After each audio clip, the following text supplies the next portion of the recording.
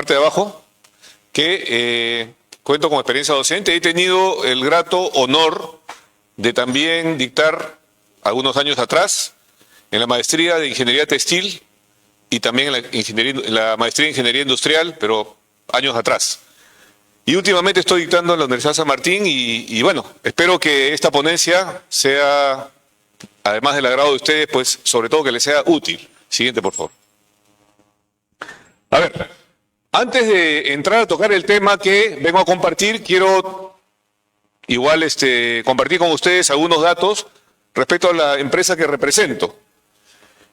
Topito tiene más de 40 años en la industria textil, de la mano con la mayoría de empresas que en los tiempos en que el Perú se convirtió en una alternativa de prendas de vestir para el mercado de exportación, y que de un tiempo a esta parte, esta actividad se ha convertido en un polo de desarrollo importante en nuestro país, al punto que varios de los presentes están estudiando la carrera de Ingeniería Textil. Y eso es importante porque definitivamente las empresas textiles peruanas requieren de profesionales jóvenes como ustedes para que contribuyan al éxito del desarrollo de las organizaciones. Tenemos más de 4.000 trabajadores, 6 plantas productivas entre Lima y Chincha. El 80% de su producción se va para el mercado de exportación y el 20% se va para las tiendas que Topito tiene a nivel nacional. Tenemos más de 70 tiendas, eso por decir, digamos, los datos más importantes, más relevantes que queremos compartir. Siguiente, por favor. Aquí le presentamos un organigrama de cómo está configurada la gerencia. Vamos a hablar en este caso principalmente de las plantas productivas, porque Topito tiene 2 unidades de negocio importantes, las plantas productivas y las tiendas. Pero veamos el organigrama de la división industrial, así le llamamos a las plantas productivas. Está compuesto primero por el directorio, que son los hermanos Flores, y de ahí tenemos una gerencia industrial, perdón, una gerencia en la división industrial, integrada por el ingeniero Gustavo López. Hay 3 gerencias corporativas, la gerencia de contabilidad, finanzas y la gerencia de gestión y desarrollo humano. Queremos aquí resaltar, para que tengamos una idea, el lugar donde se encuentra la gerencia de gestión y desarrollo humano, básicamente para que podamos concluir la importancia que Topito le está tratando de dar en los últimos tiempos al factor humano, que finalmente estos 4.000 colaboradores que les mostré hace un momento, pues tenemos todo un reto para que esas personas, en lo posible, estén motivadas y sobre todo esas 4.000 familias puedan contribuir al desarrollo de la organización. Entonces, debajo están las demás gerencias de las operaciones productivas. Siguiente. Y aquí un resumen de las principales áreas con las que cuenta Topito. Tenemos una tintorería de hilados, tenemos tejeduría, tintorería de tela y acabados. Topito hasta hace algunos años tuvo una planta de hilandería ubicada en Lurín, pero ya no cuenta con ella porque prefirió concentrarse en las operaciones textiles y de manufactura, y porque también ya venía trabajando tiempo atrás con la materia prima principal, que es el hilado. Le resultó económicamente más rentable seguir comprando materia prima. Es así que en la parte textil tenemos estos procesos que seguramente varios de ustedes conocen. Pero también Topito tiene su área de manufactura. La tela, ¿no? La tela acabada pasa al proceso de corte, costura, estampados, acabados, sublimados, bordados. Ya dijimos que también Topito tiene más de 70 tiendas a nivel nacional, y en la planta de Chincha tiene los procesos que podemos ver ahí: corte, costura, lavandería, estampado, bordado y acabados. En la división industrial, que son las plantas productivas, Topito tiene un promedio de 3.500 trabajadores, y en las tiendas, más o menos 900 personas. Ahora, para campaña de diciembre, que son los meses de mayor venta, pues vamos a tomar 500 trabajadores más, y así se desenvuelve un poco las 2 unidades de negocio principales de Topito. Siguiente, por favor. Acá voy a compartir un video para que tengamos una idea de los procesos. Con más de 40 años de historia, En Topitop nos hemos consolidado como líderes en industria textil, fabricando prendas de la más alta calidad. A lo largo de este camino hemos ganado reconocimiento internacional por exportar nuestra producción cumpliendo los exigentes estándares de las marcas más reconocidas del mundo. Nuestro propósito es vestir al mundo con responsabilidad. Y en nuestras plantas e instalaciones, equipadas con la mejor tecnología, producimos prendas que reflejan nuestro compromiso con la innovación y la eficiencia. Nuestra mayor fortaleza son las personas.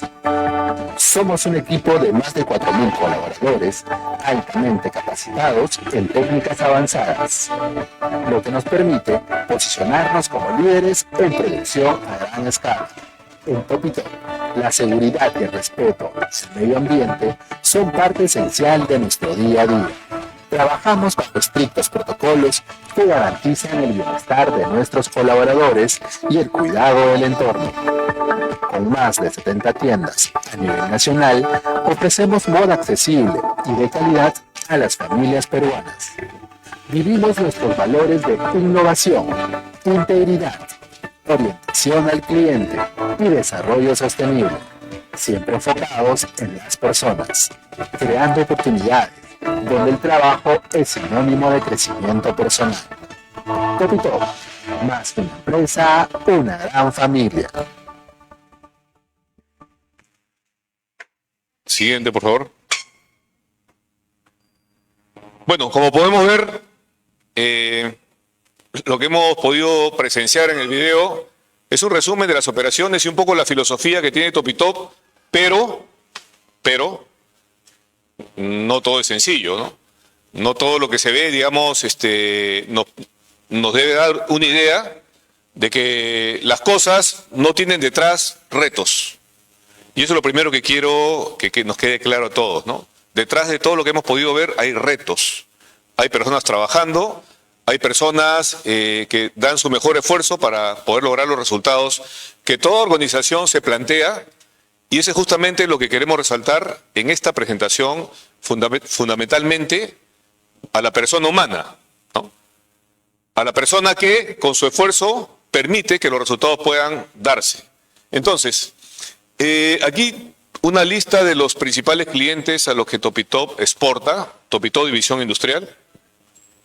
Tenemos, por decir los más conocidos, a Hugo Boss, tenemos a Lacoste, tenemos a Under Armour, Express y otras marcas que son conocidas a nivel local. Pero hay otras marcas, hay otras tantas que quizás no sean tan conocidas en el país, pero a nivel internacional son, digamos, muy competentes, muy competitivas y están de una u otra forma desarrollándose junto con Topitop. Algunas de estas marcas trabajan no solamente con Topitop a nivel nacional, sino también trabajan con otras fábricas que a la larga no son competencia de Topitop, sino se complementan. La competencia en la industria textil de confecciones es básicamente por mano de obra calificada. Y nuevamente estamos hablando de personas. Nuevamente estamos hablando de personas competentes. Entonces, esto solamente como referencia. Siguiente, por favor. Ahora, hablemos un poco de la identidad corporativa de Topitop. Todas las empresas tienen un propósito. Topitop tiene el suyo. Queremos compartir un poco el propósito. En palabras simples y sencillas, es lo que la compañía trata de difundir a todos sus colaboradores. El propósito es vestir al mundo con responsabilidad. O sea, producir con responsabilidad social. No solo producir, sino hacerlo con sólidos enfoques de cumplimiento social, de cumplimiento de normas, de cumplimiento de leyes. La misión, también en pocas palabras, vestir al mundo con prendas de moda casual de alta calidad. Y la visión, ser reconocidos como la marca peruana líder en manufactura y retail. Estas son las empresas que conforman el portafolio de organizaciones o de razones sociales de Topitop. Topitop como razón social, Surcolor, que es la planta de procesos textiles. Topitop es fundamentalmente manufactura y también la marca comercial de la compañía. Tenemos la planta de Chincha que se llama Topitex y las tiendas, la razón social principal de las tiendas es Trade y Fashion Online. Entonces, repito, es el portafolio de marcas que conforman la organización Topitop. Siguiente. Ahora, recientemente hemos definido los valores de la compañía porque vieron propósito, vieron visión y vieron misión, pero faltaban los valores. Entonces, después de un trabajo con las gerencias acompañados de una consultoría, se definieron los valores que pueden ustedes ver ahí. Ahora, ustedes dirán, ¿qué cosa es CODI? CODI-I, ni siquiera CODI, sino CODI-I. Son las primeras letras de los valores en sí y los hemos estructurado de esa forma para que los trabajadores se lo aprendan de memoria, porque son 5 valores. Entonces, no solamente queremos que los aprendan de memoria, sino obviamente con el tiempo que los internalicen y que lo hagan parte de su ADN. Pero fíjense el primer valor, centrado en personas. Y es que lo primero para cualquier organización son las personas. Entonces, Topitop, de un tiempo a esta parte, ¿no?, está tratando de acuñar, no solamente en, digamos, en palabras, sino estructurado en los valores, que obviamente estos valores están siendo difundidos en toda la organización. Primero, centrado en personas. Hay un dicho muy antiguo que dice que uno no debe ser candil de la calle y oscuridad de la casa. Es decir, hay que predicar con el ejemplo. Entonces, lo primero que cualquier organización que se quiere plantear como competitiva es centrarse en su equipo humano, centrarse en sus colaboradores. Y Topitop, su primer valor es ese. Después tenemos orientación al cliente. Obviamente, una organización que no dé los esfuerzos necesarios para enfocarse en lo que el cliente necesita, seguramente con el tiempo no le va a ir bien. Desarrollo sostenible, término acuñado últimamente que es fundamental también en las organizaciones. No solamente crear una organización, no solamente que opere, sino que sea sostenible en el tiempo, que respete el medio ambiente, que lo vamos a ver más adelante. Una empresa textil de confecciones tiene que estar innovando permanentemente. También está ese valor incluido dentro del portafolio de valores de la compañía. Y claro, todo lo anteriormente mencionado tiene que hacerse con integridad, ¿no? Nada de sencillo. Entonces, es la segunda vez que lo menciono. O sea, las cosas que una organización quiere lograr implican retos, implica esfuerzo, implica compromiso de parte de todos los trabajadores que la componen. Siguiente.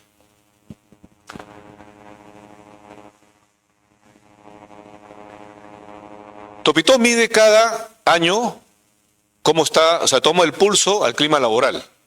Y es que quien no quiere mejorar no se va a enterar de qué pasa en la interna.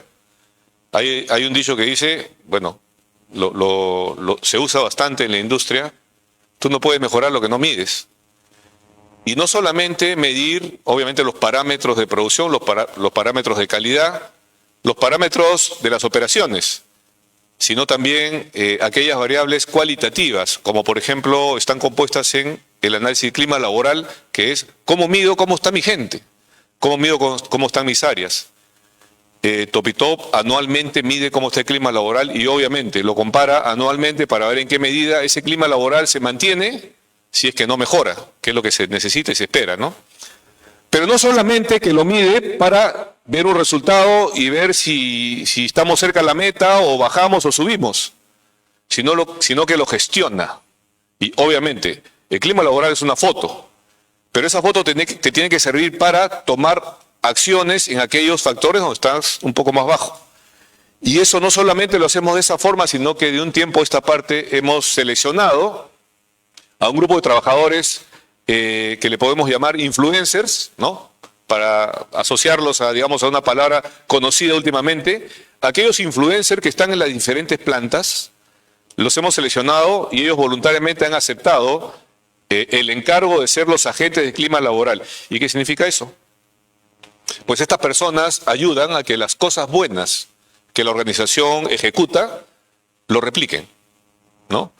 Topitop tiene Facebook por cada una de las compañías que ustedes vieron hace un momento, tiene un Facebook para cada una de esas compañías. y esos Facebook son de libre acceso para que todos los trabajadores puedan poner ahí la información que digamos, que les resulta útil en el quehacer cotidiano de la compañía. Y de esa forma se enteran. Sucede que en simultáneo en todas las organizaciones, lo que pasa en el área X, Y o Z, no lo sabe necesariamente no lo conocen necesariamente todas las personas. O hay actividades que se hacen en la planta 1 y no en la 2, o no en la planta 5, o no en la tienda que está en Cajamarca, o la tienda que está en Puno.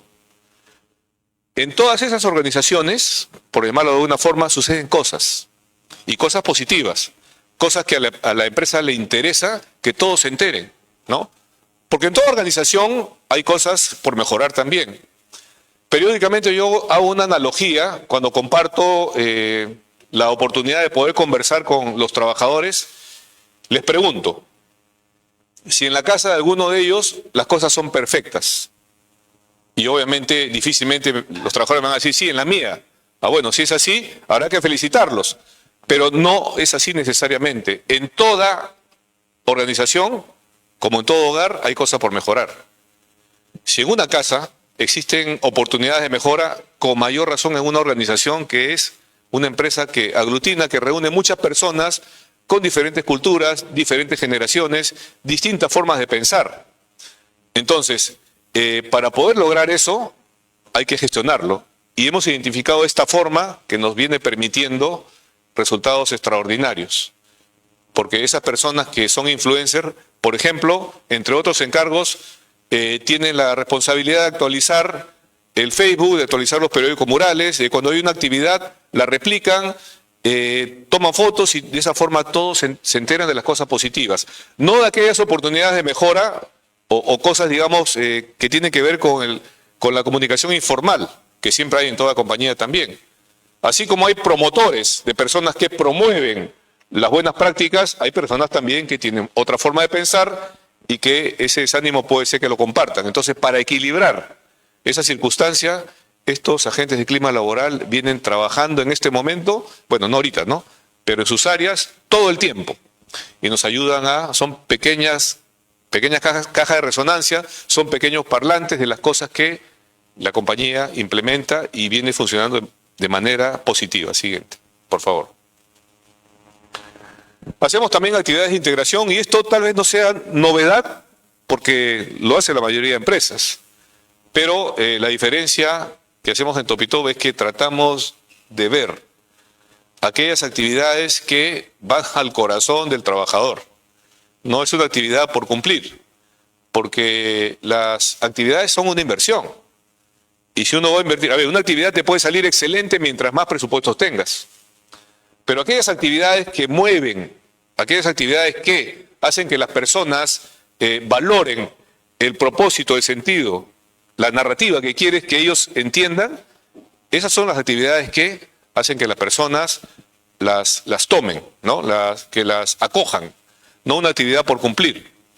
Topito periódicamente hace actividades, tanto deportivas, que son las que tienen muy buen resultado, celebraciones de fechas festivas, y aunque parezca mentira, estos temas ayudan también a generar distensión, porque en la mayoría de plantas productivas hay exigencia, y en toda aquella planta que tenga exigencia, pues necesita también momentos de distensión, y estas actividades ayudan de manera importante. Siguiente, por favor. Ahora, algunos beneficios, bueno, hay muchos más, pero ahí podemos ver, por ejemplo, que la empresa subvenciona el 60% del refrigerio, tienen 20% de descuento en las tiendas, y por si acaso no es propaganda, si alguno de ustedes se anima, ya saben que en Topito tenemos estos beneficios. Cuando acaben su carrera, ya saben, está el ingeniero Rosario Mesa que puede tomar sus datos y gustoso de recibirlos. También los capacitamos. Ahora último, hemos tomado una forma de capacitación virtual donde los trabajadores puedan, a través de un link, acceder a más de 1000 cursos. Periódicamente también comparto una circunstancia que nos sucede, ¿no? Cuando hacemos el análisis de clima laboral, dejamos preguntas libres, abiertas, ¿no? Porque normalmente el trabajador marca, pero al final tiene la opción de poner comentarios. Y en diferentes ocasiones veíamos que hiciera más capacitación. Más capacitación eran respuestas recurrentes. Perfecto. Lo hacemos, ¿no? Trabajamos con los mandos medios, con Senati, tenemos un convenio y adquirimos esta suscripción que se llama Netsum. Y lo difundimos para que cualquier trabajador pueda ingresar. Obviamente, esperamos que se puedan enriquecer profesionalmente o a través de su capacitación con los cursos ligados a su actividad. Y hay otros 500 más. Sin embargo, no todos entran. Entonces, ahí tenemos un reto importante en la compañía como para lograr que, a pesar que esta capacitación es gratuita para ellos, bueno, a la empresa le cuesta la suscripción, la capitalicen. Entonces, está ahí la disponibilidad. Tenemos convenios con instituciones de capacitación para tratar que las competencias de los trabajadores, que es el tema central, y vamos a entrar ya, entrando un poco en materia, esas competencias sean fortalecidas. Siguiente, por favor. Bueno, también tenemos algunas actividades de apoyo social, ¿no?, que venimos implementando a lo largo del tiempo. Ese trabajador que ustedes ven ahí es un trabajador que tiene una lesión en la pierna derecha, camina con dificultad y la empresa quiere que camine bien. La empresa lo está apoyando con la operación. Es un riesgo, pero sin embargo el trabajador está dispuesto a asumirlo y la empresa se ha empeñado o se ha puesto de propósito de que ese trabajador con el tiempo no solo camine bien, sino juegue pelota. De hecho juega pelota, sí, con su piernita con dificultad, pero queremos que juegue bien. Entonces, hace poco un trabajador se le quemó su casa. Los trabajadores que viven en los alrededores, viven en la periferia, viven en las alturas.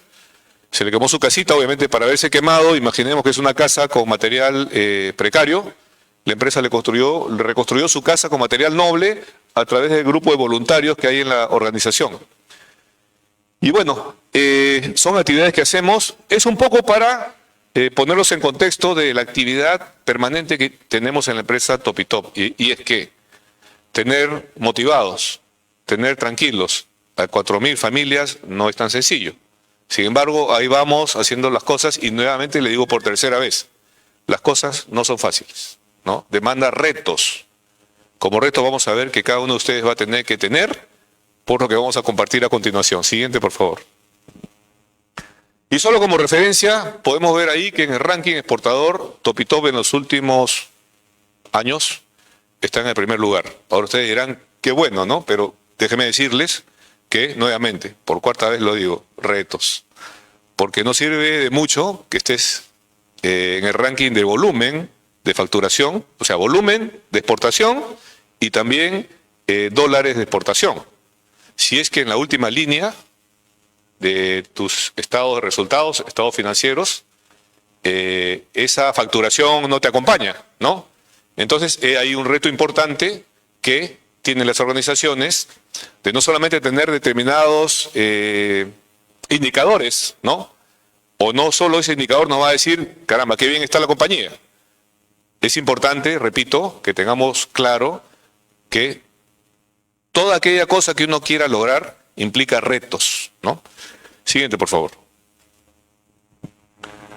Y hablando de retos, y entrando en materia, vivimos hoy por hoy en entornos complejos. Durante la historia, los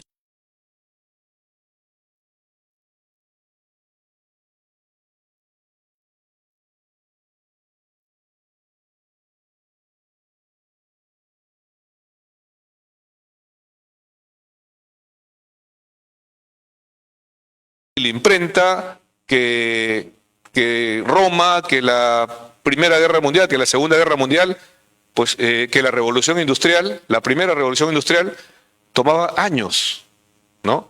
Y el mundo estaba más o menos tranquilo, el mundo estaba más o menos en paz, y las cosas discurrían, pero después de muchos años. Ahora, eso ya no se da en los últimos tiempos. Los cambios son cada vez más cortos, son cada vez más vertiginosos, y lo que demoraba décadas o cientos de años, hoy en día los cambios pueden demorar meses, semanas, incluso días. Ahora estamos conversando, pero ya están inventándose de repente nuevas formas de hacer las cosas y eso es una constante hoy en día. Y ustedes dirán, ¿y eso qué tiene que ver con lo que estamos conversando? Pero por supuesto, porque tenemos que estar a tono con los tiempos y no solamente para adaptarnos, sino para tratar de estar un paso adelante. Esos cambios han acuñado o han permitido acuñar dos terminologías, los entornos VUCA y los entornos BANI. Siguiente, por favor. VUCA son digamos, las siglas de, palabras en inglés traducidas al español, entornos volátiles, entornos inciertos, entornos complejos y entornos ambiguos. Fíjense ustedes, volátil, incierto, complejos y ambiguos. O sea, ¿cómo vas a planificar en una circunstancia así? Si todo está alterado. Y eso es lo que hoy se vive. Pero no solamente entornos VUCA, sino que en los últimos tiempos se acuñó los entornos BANI. O sea, para echarle más leña al fuego, y básicamente después de la pandemia, historia reciente, se acuñaron los entornos BANI que tienen que ver con fragilidad, ansiedad, entornos no lineales o variables no lineales e incomprensibles. Y fíjense ustedes, ¿cómo planificas de esa forma? Porque lo ideal sería que todas las variables estén planitas, estén en orden y yo planifico bajo esas variables y obtengo resultados en base a esa circunstancia. Pero todo se mueve. ¿Cómo logro resultados así? Si hablamos de las industrias textiles, entonces podemos ver que las industrias textiles y manufactureras viven una revolución tecnológica, pero también humana. La verdadera competitividad nace de las personas, su capacidad de aprender, adaptarse y colaborar. ¿Y por qué? Llevamos entrando a la persona, que es lo que hemos tratado de remarcar desde el inicio. Porque la tecnología cambia, pero las personas son quienes interpretan, quienes crean, quienes inventan, quienes pueden modificar, quienes pueden analizar, quienes pueden establecer estrategias en sus organizaciones, o sea, ustedes profesionales que dentro de poco van a salir al mercado. Ustedes son los responsables de que sus organizaciones pues tengan personas competentes, personas innovadoras, personas con ganas de hacer las cosas en este entorno. Y claro, cuando pase el tiempo va a ser mucho más complejo aún. Entonces, primer reto, adaptarse, colaborar y estar un paso adelante frente a estos cambios o estos entornos complejos. Siguiente, por favor. Vivimos un mundo de transformación constante. El mundo cambia más rápido, ya lo dijimos, más rápido que nunca. Pero la competitividad ya no depende solo de la tecnología, sino de la capacidad de adaptarse, aprender y anticiparse continuamente. Ustedes dirán, señor Ortiz, esto más o menos que lo sabemos. Perfecto. Teóricamente lo sabemos todos. El asunto es qué hacer o cómo adaptarse, ¿no? Siguiente, por favor. Un ratito, retrocede, por favor. Una reflexión. En un mundo de tensiones globales, la confiabilidad es una ventaja competitiva. La confiabilidad. ¿Y por qué hablamos de tensiones globales? Siguiente, por favor. Ya lo habían visto un poquito, ¿no? ¿Qué vivimos hoy? Vivimos en un entorno geopolítico tenso y complejo, que tiene que ver con lo que dijimos hace un momento, entornos VUCA, entornos BANI. Y estas personas, estos líderes, de alguna u otra forma, están reescribiendo la historia. El primer señor de la izquierda, que todos conocemos, a ese mercado, al mercado que él lidera, va gran parte de las exportaciones peruanas, hablemos específicamente del sector textil de confecciones. Pero resulta que ese señor está en conflicto con varios líderes mundiales. Y nosotros diremos, correcto, señor Ortiz, pero eso está lejos, ¿no? Pero como el mundo está interconectado, definitivamente lo que sucede con las decisiones que toman estas personas repercute en el mundo, por supuesto que sí. Repercute en el mundo, porque aranceles, ¿no? Las prendas textiles del Perú, ¿no?, que salen al principal mercado, que es Estados Unidos, tienen tratado de libre comercio. Profesor, no profesor, señor Ortiz, pero tenemos TLC, correcto, pero hay un arancel de 10%. ¿Qué dijeron las marcas apenas salieron los aranceles? Claro, el señor Trump amenazó con arancel de 30%, China de 100%, está por ahí el señor Xi Jinping, Hace poco han logrado un acuerdo y todo eso mueve al mundo. Todo eso genera inestabilidad o estabilidad. ¿Qué dijeron las marcas a las cuales las empresas peruanas exportan? Bueno, ese 10% lo asumes tú, ¿no? Claro, lo dicen como para que las empresas reaccionen y dijeron, bueno, ya, vamos mitad a mitad. 5% a nosotros, 5% a ustedes. A ver, dile no. A ver, dile no. Entonces, por supuesto que las cosas cambian. Cuando empezó la guerra con Rusia, entre Rusia y Ucrania, ¿qué pasó con el petróleo? Comenzó a cambiar. ¿Qué ha pasado con el dólar? Las empresas textiles y confecciones exportadoras en general, están perdiendo únicamente por tipo de cambio millones de dólares. Millones de dólares. Y probablemente esa circunstancia esté contribuyendo a que muchas empresas que estaban en crisis tengan una crisis mayor. Porque, a ver, hablo de millones, ¿eh? No hablo de 1 millón, no hablo de 2. Bueno, depende de los montos de facturación. Pero solamente en tipo de cambio, que ahora ha disminuido. Profesor, nuevamente el profesor, señor Ortiz, pero a los que tenemos deudas en dólares nos conviene, sí, pues. Unos pierden y otros ganan. Son las leyes del mercado. Entonces, ¿cómo no vamos a tomar en cuenta lo que pasa en el mercado geopolítico? Solo por decir algunas variables. Por supuesto, hay otras tantas, ¿no?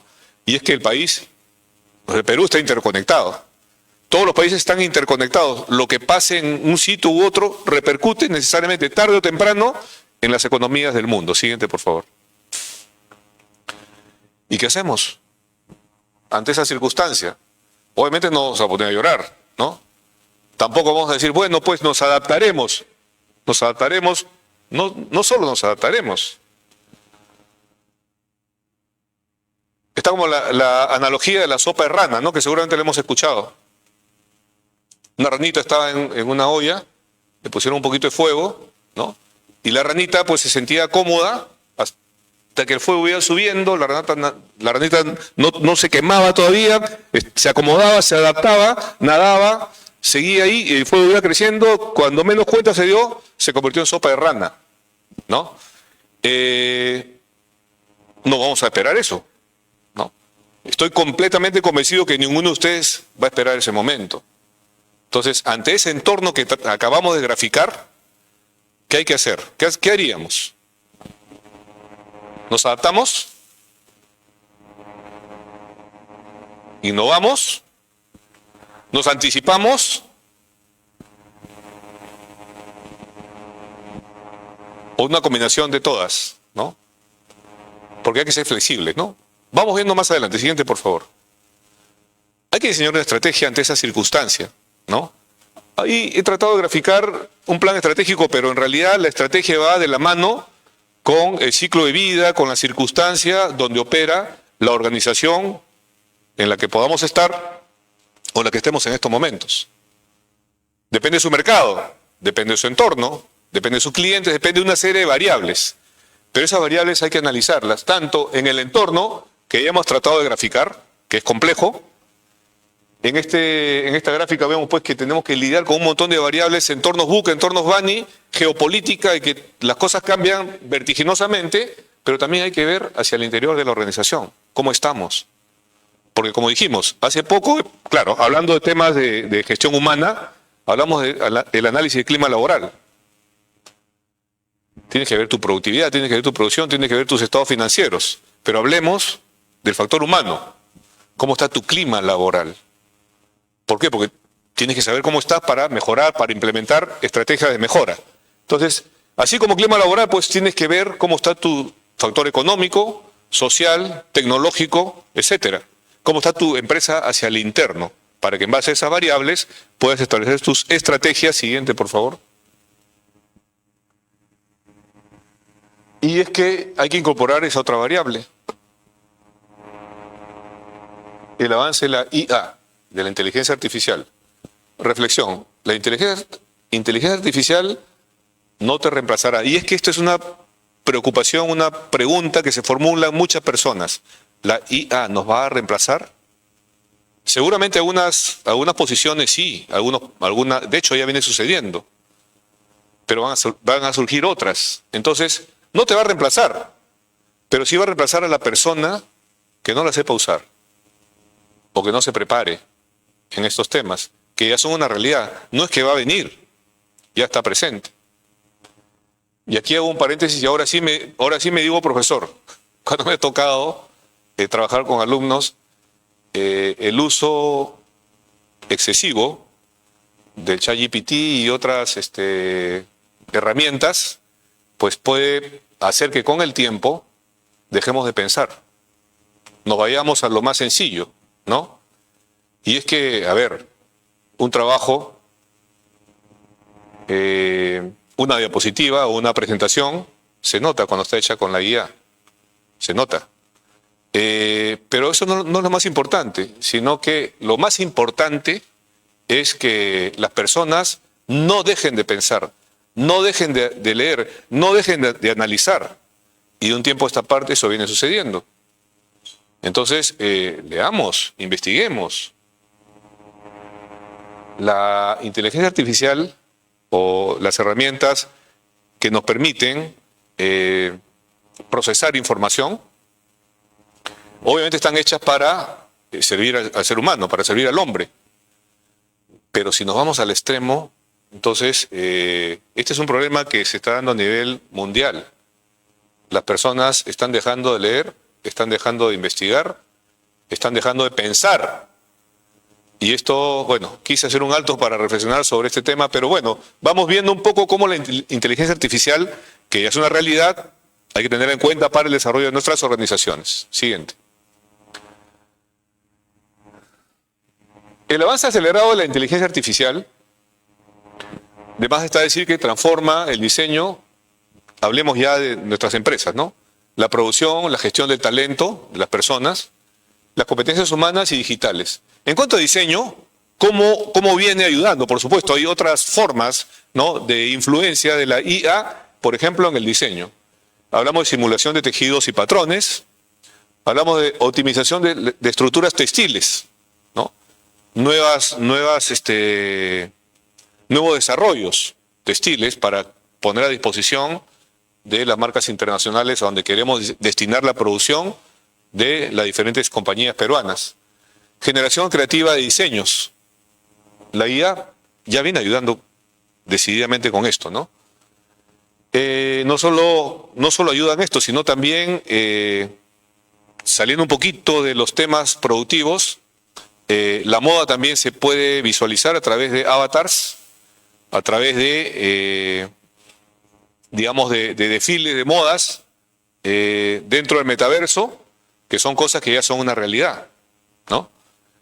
Y así como lo que mencionamos, hay una aplicación muy amplia de la inteligencia artificial, por ejemplo, en el mundo textil que nos ocupa.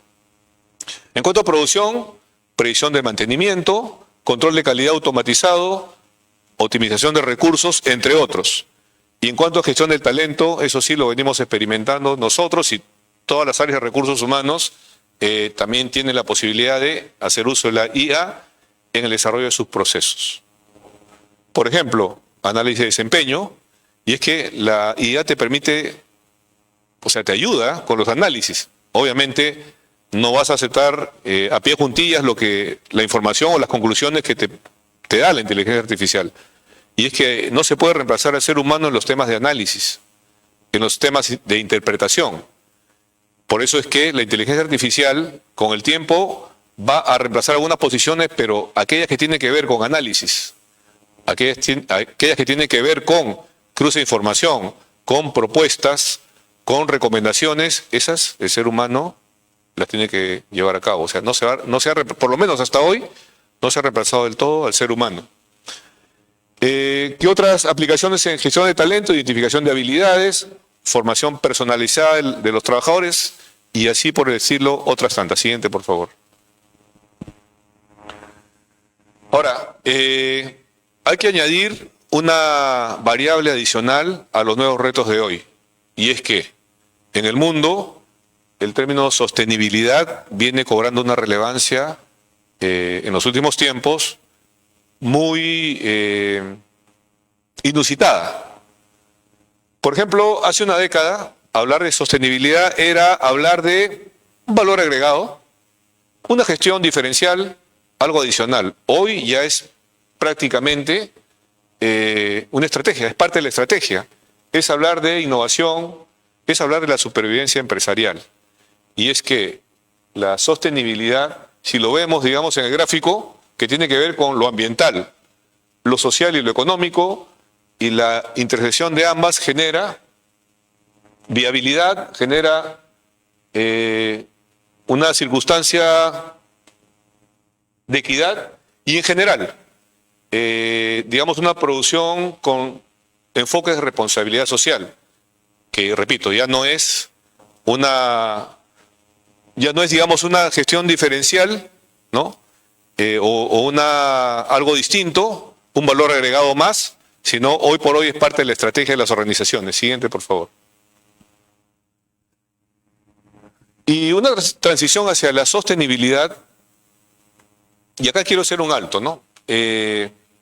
Las empresas textiles tenemos el privilegio de estar un paso adelante o tomar conocimiento de las nuevas tendencias que hay en el mundo, porque como las empresas textiles y confecciones que exportan a grandes marcas internacionales, esas marcas internacionales no colocan su producción en empresas que no sean socialmente responsables, que no sean sostenibles, que no respeten, digamos, la normatividad nacional, y de esa forma las empresas van tomando conocimiento de las nuevas tendencias mundiales. Y este término de sostenibilidad, las empresas textiles, las empresas mineras, las empresas agroexportadoras, han tomado conocimiento de este término u otros tantos, digamos, años antes de que sea, digamos, una terminología común, ¿no? Pero más que digamos, una moda, más que una implementación de una nueva tendencia, en la medida que eso contribuya a que lo hagas no porque el cliente te lo pida, sino porque lo vas incorporando como parte de tu ADN bajo un enfoque socialmente responsable, pues cala mejor, ¿no? Tiene una mejor aceptación de todos tus stakeholders, ¿no? Empezando por los trabajadores, empezando por el entorno y obviamente con la aceptación de aquellas marcas internacionales que son receptoras de la producción que sale de Perú. Por ejemplo, se habla de economía circular, que tiene que ver con reducción de residuos, con reutilización de materiales y con reciclaje responsable. Cada vez se habla más estos términos. Y seguramente muchos hemos escuchado que la industria textil es una industria altamente consumidora de agua. Y agua es un recurso escaso. El agua es un recurso que bueno, no presente necesariamente en todas las regiones del mundo. El Perú es un país privilegiado en cuanto a disponibilidad de agua. Pero esta industria es altamente consumidora de agua. Entonces, lo ideal es que los productos, pues, enfocados bajo una economía circular, permitan que se puedan nuevamente, primero, reducir residuos, reutilizar los materiales y que exista un reciclaje responsable. Es un gran reto para las organizaciones. Entonces, esto no es una moda, esto es responsabilidad social. Muchas empresas ya lo vienen utilizando. Trabajar con normas éticas, con esta interacción permanente, ¿no?, del entorno, con la atención que los stakeholders ponen en todas las organizaciones para velar porque esas empresas sean socialmente responsables, obviamente además de permitir una ventaja competitiva a las organizaciones, pues se les permite también ir ordenando un poco la producción con responsabilidad social. No es necesariamente una combinación que se dé en todos los casos. Muchas empresas privilegian la producción, muchas empresas privilegian cumplir con sus clientes, pero no todas buscan el equilibrio entre producir con responsabilidad social. Entonces, las normas éticas son parte de la estrategia y la trazabilidad. Identificar materias primas, ¿no?, digamos, de calidad, pero, digamos, generadas bajo enfoques socialmente responsables, también es parte de la cadena. Registro de procesos productivos, transparencia en la cadena de valor. Entonces, nuevamente, la sostenibilidad ya no es una moda, sino hoy es parte de las estrategias de las empresas que quieren estar un paso adelante. Siguiente.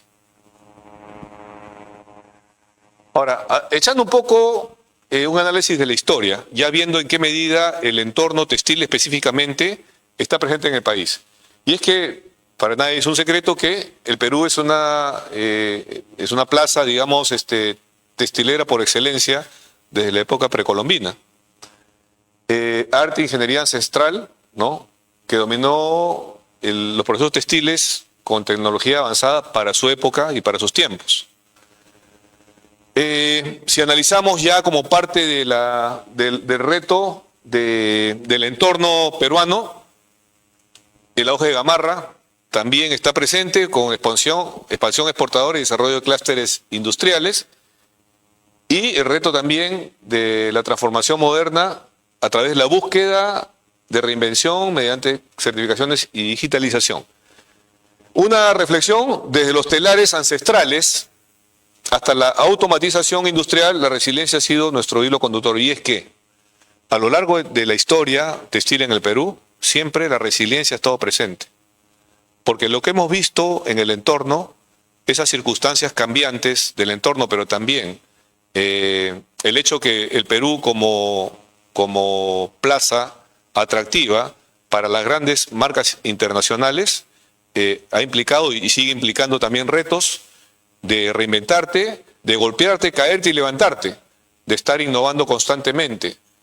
Eso queremos explicar en esta presentación. Los retos que vivimos en estos momentos como alternativa textil peruana de cara a las grandes marcas internacionales. Siguiente. ¿Qué más? Situación actual. Existen algunas ventajas competitivas. Liderazgo en algodón, pima y alpaca. Ahora, cuando decimos liderazgo, no nos estamos refiriendo específicamente a la gran producción de algodón pima que en otrora tuvo el país.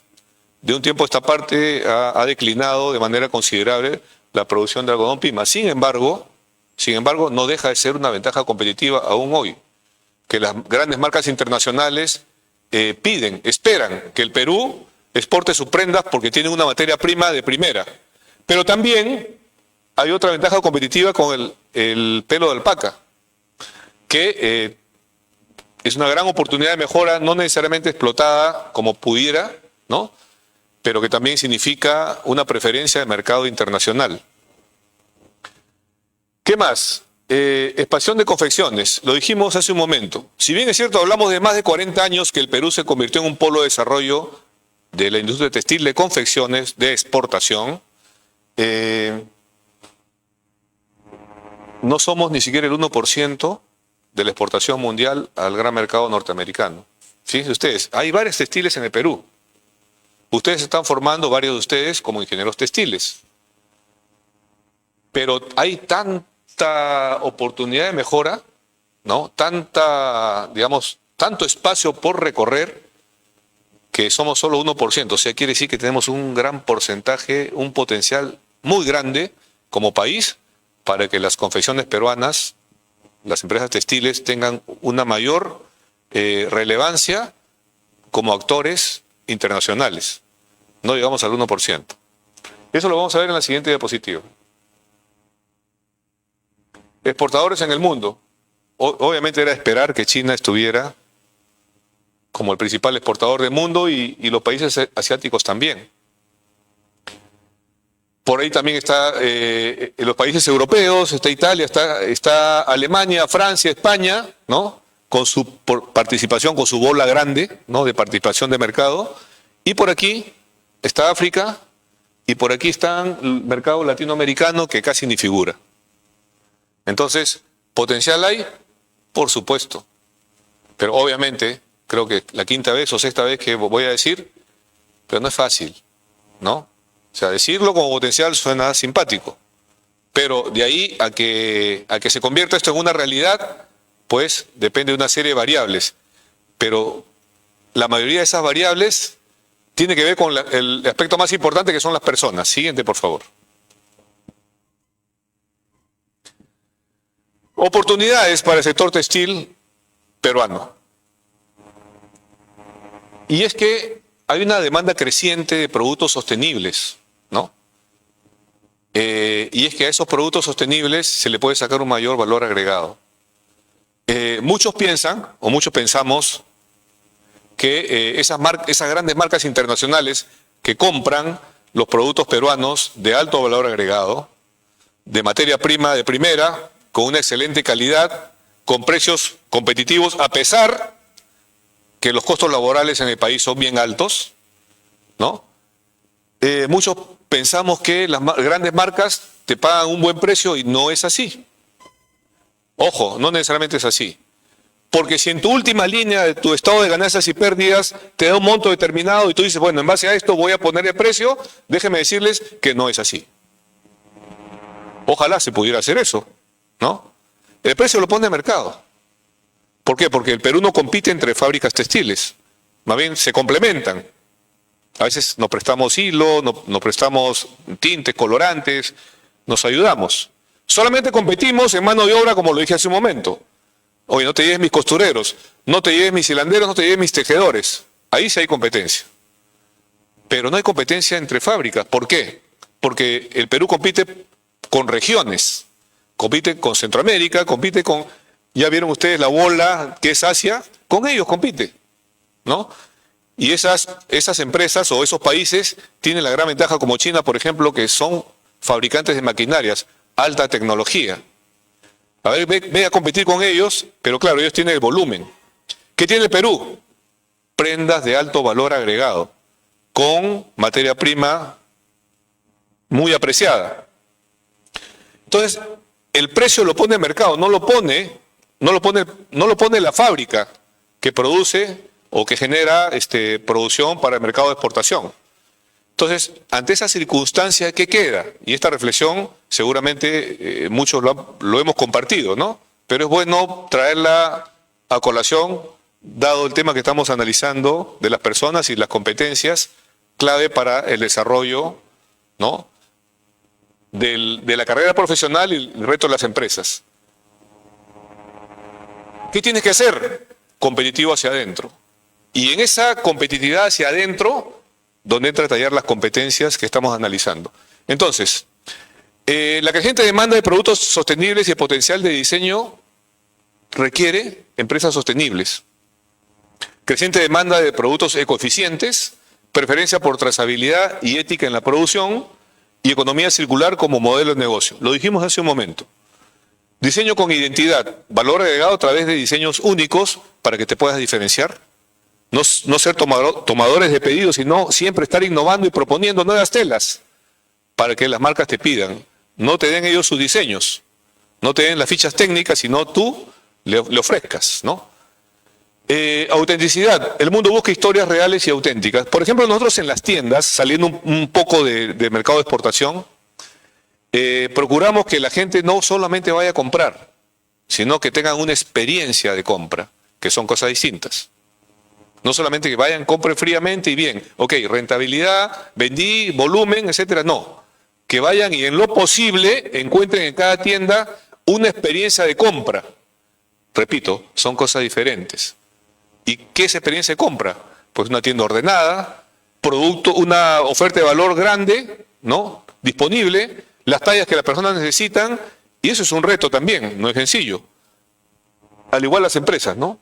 Porque el mundo busca historias reales y auténticas, es decir, experiencias. Fibra de algodón, pima y alpaca como activos únicos, entre otras fibras, y transparencia en el proceso productivo. Reflexión. El mundo busca autenticidad y Perú tiene una fibra única que contar. Siguiente, por favor.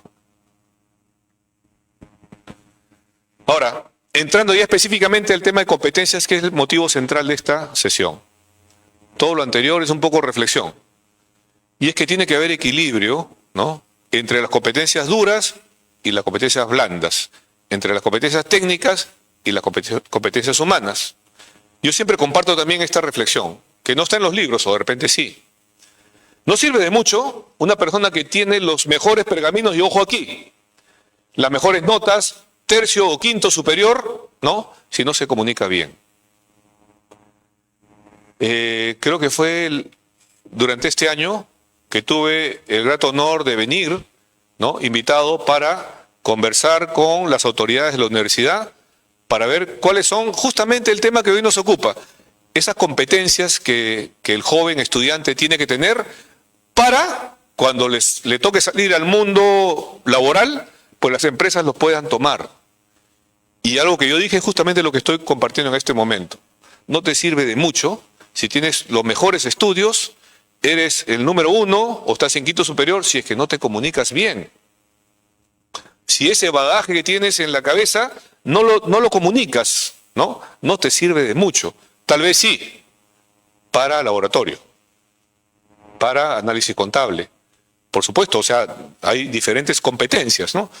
Pero creo que la mayoría de los presentes está buscando liderar. Entonces hay que prepararse. Por ende, si es que una persona tiene las competencias duras, ergo los estudios, ¿no? Los estudios, contador de experiencias, habilidades que tienen que ver con el análisis de datos, en la parte dura, y no comunica bien, o no tiene curiosidad, o no es un buen contador de historias, o no tiene una capacidad de resolución, hay un problema, hay un desbalance. Imaginemos una balanza, ¿no?, donde tiene que haber equilibrio entre las competencias duras, los estudios, y las competencias blandas, comunicación, trabajo en equipo, ¿no? Si no hay un equilibrio, ahí hay un desequilibrio. Porque, repito, hay personas que son brillantes, alumnos brillantes, durante toda la universidad, hasta su último ciclo, quinto superior. Perfecto. Número 1, no se comunica. Va y postula a una empresa y no se comunica, no va a ser tomado, definitivamente. O sea, no basta solo las notas, no basta solo los estudios, tiene que haber equilibrio en las competencias blandas, ¿no? Y por el contrario, si por acá no le dio fuerte, pero sin embargo aquí se comunica excelentemente bien, ¿no? También hay un desequilibrio, porque se comunica bien, pero la balanza está inclinada hacia la parte social, hacia la parte comunicacional. Entonces, tarde o temprano va a haber un problema. O sea, por un lado o por otro, va a haber inconvenientes. Entonces, ¿qué es lo óptimo, lo ideal?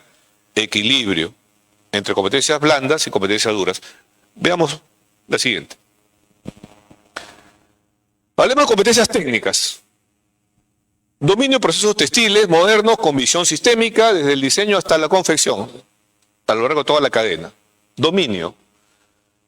Procesos textiles modernos, conocimiento integral de la cadena de valor textil con enfoque sistémico, pero hasta acá, nuevamente, ¿no? O sea, puedo conocer, pero tengo que complementar esas habilidades de conocimientos con mis habilidades blandas. ¿Qué más? Herramientas tecnológicas, conocimiento de ERP, sensores, automatización, sistemas de control para eficiencia, ¿no? Trazabilidad e implementación de sistemas para rastrear productos y procesos. Reflexión, el ingeniero del futuro combina la técnica con la tecnología. El ingeniero del futuro combina técnica con tecnología, ¿no? Ahí repetimos o enfatizamos, pero hasta aquí estamos conociendo o estamos hablando de competencias de conocimiento, ¿no? O sea, competencias, vamos a llamarle así, duras. Siguiente, por favor. Pero tenemos que combinarla con las blandas, ¿no? En la ingeniería moderna, las competencias técnicas son necesarias, pero no suficientes. Las habilidades blandas se han convertido en el diferenciador crucial entre profesionales y líderes exitosos. Ojo, diferenciador entre profesionales y líderes exitosos. Y ustedes, jóvenes, tienen que apuntar a esto, a ser líderes exitosos, con un adecuado balance de sus competencias técnicas o duras y blandas. ¿Y qué competencias debemos desarrollar? Pensamiento crítico.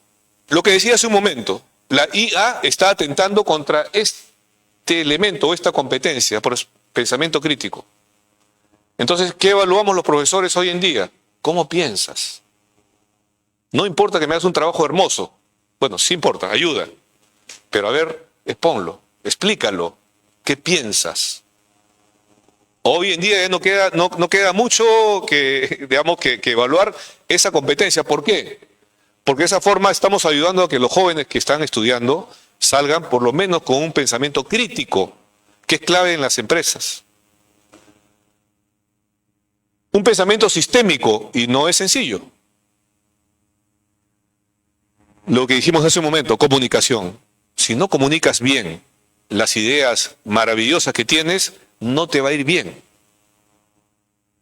Entonces yo preguntaría, ¿el alumno de San Marcos comunica bien? Yo creo que sí y quiero pensar que sí. Pero bajo el enfoque de la mejora continua, ¿puede mejorar? Sin ninguna duda. Y ojo con esto.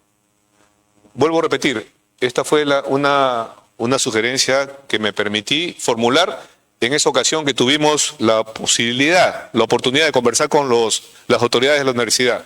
Trabajemos en este tema. Adaptabilidad, habilidad para aprender, desaprender y reconfigurarse en el cambio y los nuevos retos. Liderazgo ético, ¿no?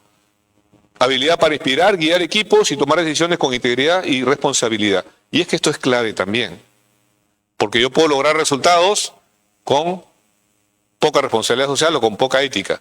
Y hay muchas empresas en el país que tienen esos retos por mejorar. Tenemos un país con casi 80% de informalidad. Entonces, probablemente muchas de esas organizaciones tengan oportunidades de mejora en este factor, en la ética. Las máquinas automatizan, pero solo las personas pueden liderar con sentido. Siguiente.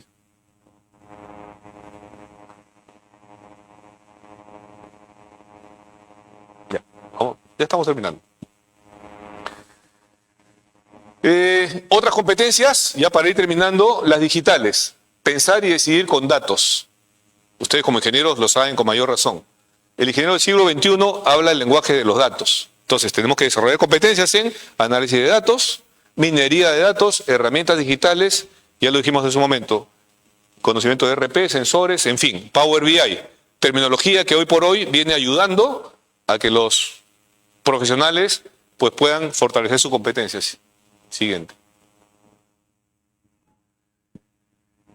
Competencias sostenibles y sociales. Aquí les compartimos algunas que nosotros como organización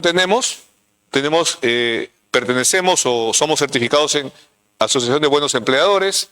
Esta norma RAP que aplica como anillo al dedo en el sector textil de confecciones.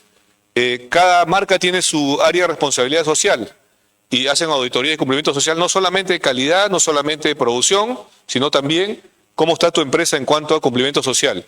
Y las empresas que tienen certificación RAP, entonces ya no te auditan, ¿no? Ya digamos, pasas esa variable. Te auditan en producción, te auditan en calidad, te auditan en tiempo de entrega, te auditan en temas económicos, pero si tienen la certificación, algunas marcas la reconocen y obvian ese paso. Y también las normas BAS que tienen que ver con exportación, con un comercio seguro. Siguiente, por favor. Hay otras certificaciones que aplican usualmente al sector textil, ¿no? Que las pueden ver ahí. Acreditación en laboratorio, en fin. Normas que tienen que ver, normas GOTS, que tienen que ver con cumplimiento y criterios ambientales. Norma de reciclaje estándar, cumplimiento de criterios relacionados con el contenido de reciclado y así. Varias normas que ayudan a fortalecer la competencia sostenible. Siguiente. Para ir terminando, competencias del futuro, no solamente las actuales, sino también aquellas que con el tiempo se van a convertir en cruciales. Según estudios de Deloitte, el aprendizaje activo y la autogestión.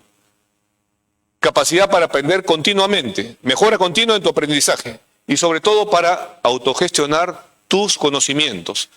Hace poco les comentamos que la empresa adquirió un formato de capacitación virtual que tiene que ver un poco con eso, con la autogestión del conocimiento. Así como hay muchas personas que se han capacitado a más no poder, hay otras que medianamente, hay otras que casi no, o poco o casi ninguno. Entonces, el reto de hoy es autogestionar la capacitación. ¿Por qué? Porque las cosas cambian de manera vertiginosa. Entonces, hay que estarse actualizando constantemente. Creatividad e innovación aplicada, generar ideas originales y aplicarlas de manera efectiva para resolver los problemas y crear valor en los contextos profesionales diversos. Reflexión, los analfabetos del siglo XXI no serán los que no sepan leer ni escribir, serán los que no puedan aprender, desaprender y reaprender. Siguiente. Otras competencias del futuro, pensamiento sistémico y estratégico, que esto es algo que no es sencillo. A veces cuando tomamos candidatos vemos en qué medida tengan un pensamiento estructurado, sepan ordenar sus ideas, sepan comunicarlas. Resiliencia y mentalidad ágil es una competencia que hoy por hoy se está desarrollando y que hay que tomarlas en cuenta para hacer la diferencia con la competencia que vienen a hacer otros profesionales que pugnan o ser tomados para una posición en una organización o ser mañana más tarde emprendedores. Siguiente, por favor. Y para ir terminando, el ingeniero del mañana tiene que aplicar técnicas de procesos modernos, digitales, sostenibles, pero por sobre todo técnicas humanas. Las competencias son el puente entre lo que eres hoy y lo que el mundo necesita mañana. El ingeniero textil del futuro combina la técnica con la tecnología, la mente analítica con el corazón humano. Siguiente. Este es un resumen ya. Finalmente, las competencias son el puente entre lo que eres hoy y lo que el mundo necesita mañana a través de un futuro sostenible, futuro tecnológico, futuro humano. El futuro de la industria textil peruana depende de ingenieros que unan la mente analítica con el corazón humano, lo dijimos hace un momento. Siguiente.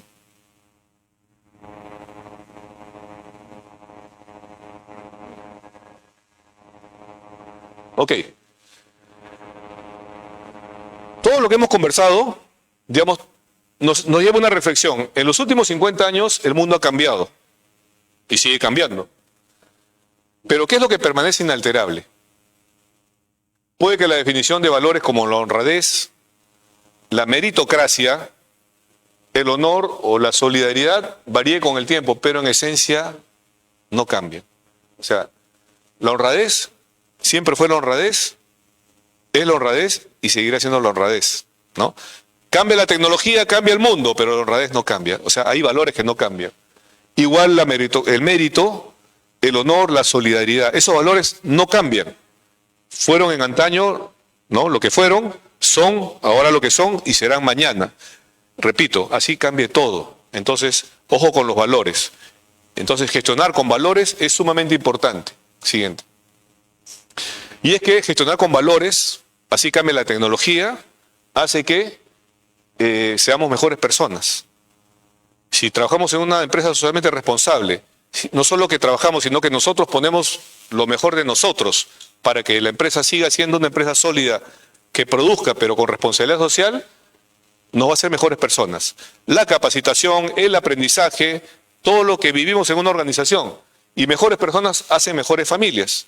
Y mejores familias hacen mejor sociedad. Es lo que quería compartirles, agradezco su tiempo y si es que hay alguna pregunta, encantado. Aunque la señorita me está apurando porque ya el tiempo creo que nos ha ganado.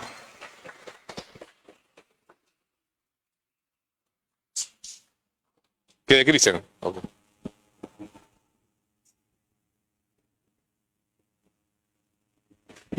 Muchas gracias, Manuel. Ha sido una buena ponencia. Hemos visto no solo lo que eran las cosas claves, ¿no?, que debemos saber para poder afrontar un mundo tan competitivo, sino también hemos visto otra cosa como lo que es textil, sostenibilidad o incluso sobre la IA. Y bueno, por tema de tiempo no vamos a pasar a la ronda de preguntas. Vamos a ir de frente a la entrega de la placa y del certificado de la ponencia.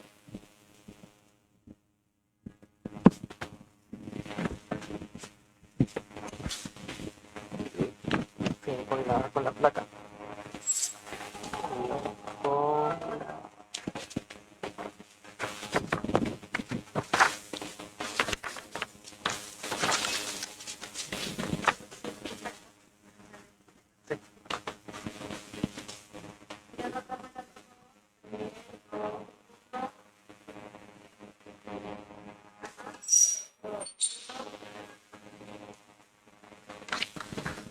También la entrega del panetón de la FI, un gran panetón de las mejores de las universidades.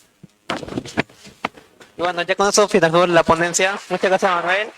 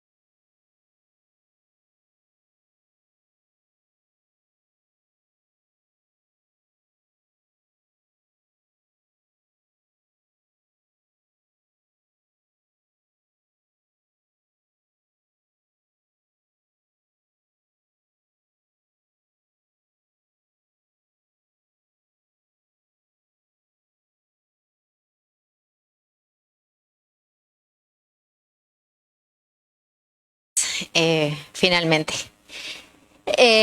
Yo voy a hablarles un poco acerca de sostenibilidad, pero antes de hablar de sostenibilidad y si es posible hacer moda sostenible en el Perú, quiero ponerlos un poquito en contexto, en historia, ¿por qué sostenibilidad?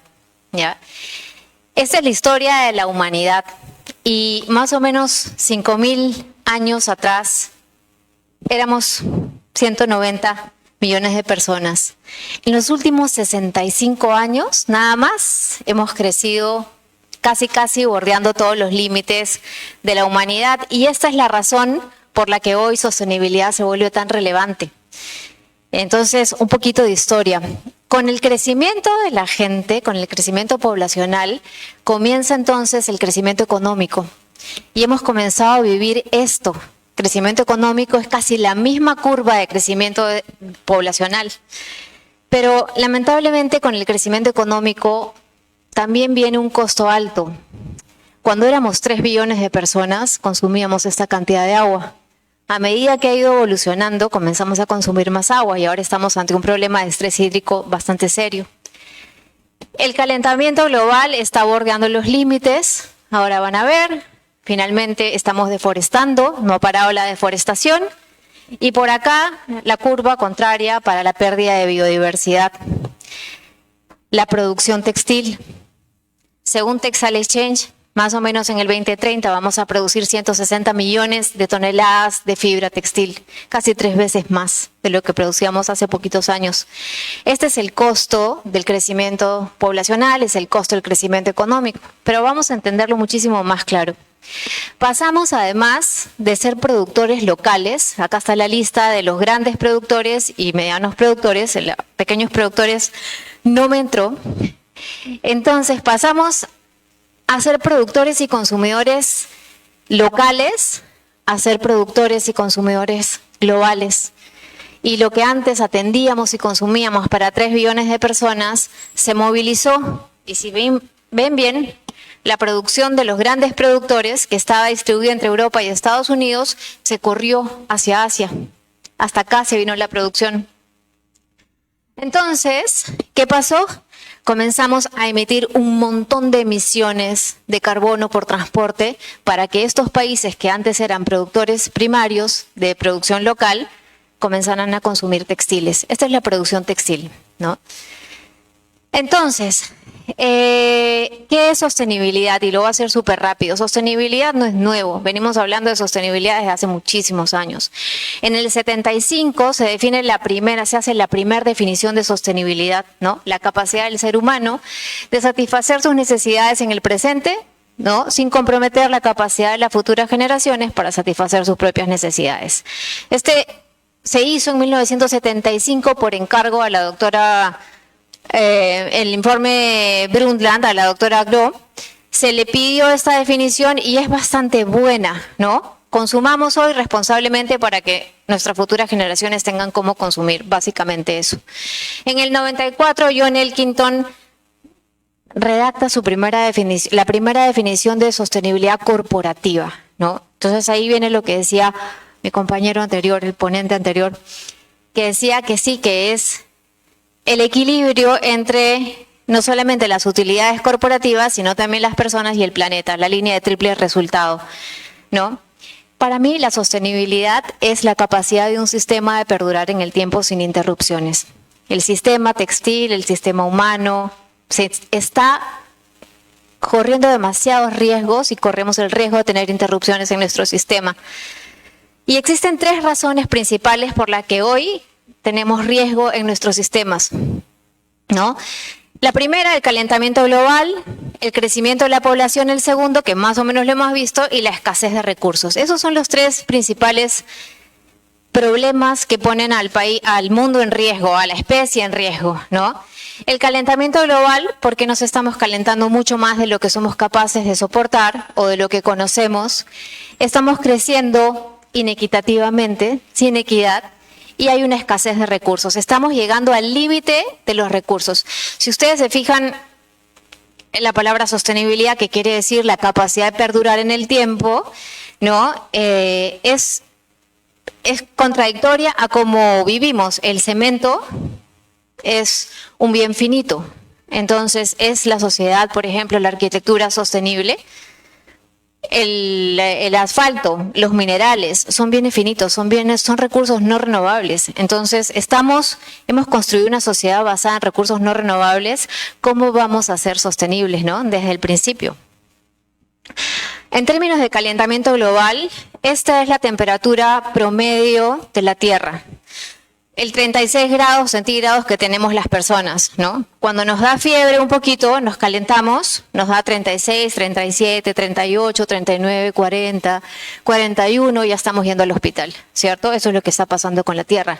La Tierra tiene una temperatura promedio y cada ciertos años le está dando fiebre, pero la fiebre es un poquito más alta. ¿Qué pasa si a un ser humano le da 45 grados de fiebre? No sabemos.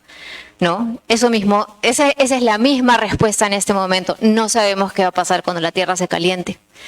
Entonces, esto de acá son datos bastante científicos. En el 2015, a través del Acuerdo de París, se establece que no debemos calentarnos más de 1.5 grados, ¿no? ¿Quién cree si nos hemos calentado más de 1.5 grados hasta ahorita? ¿Quién tiene una idea? ¿No? No saben si es que el planeta se ha calentado más de 1.5 grados todavía.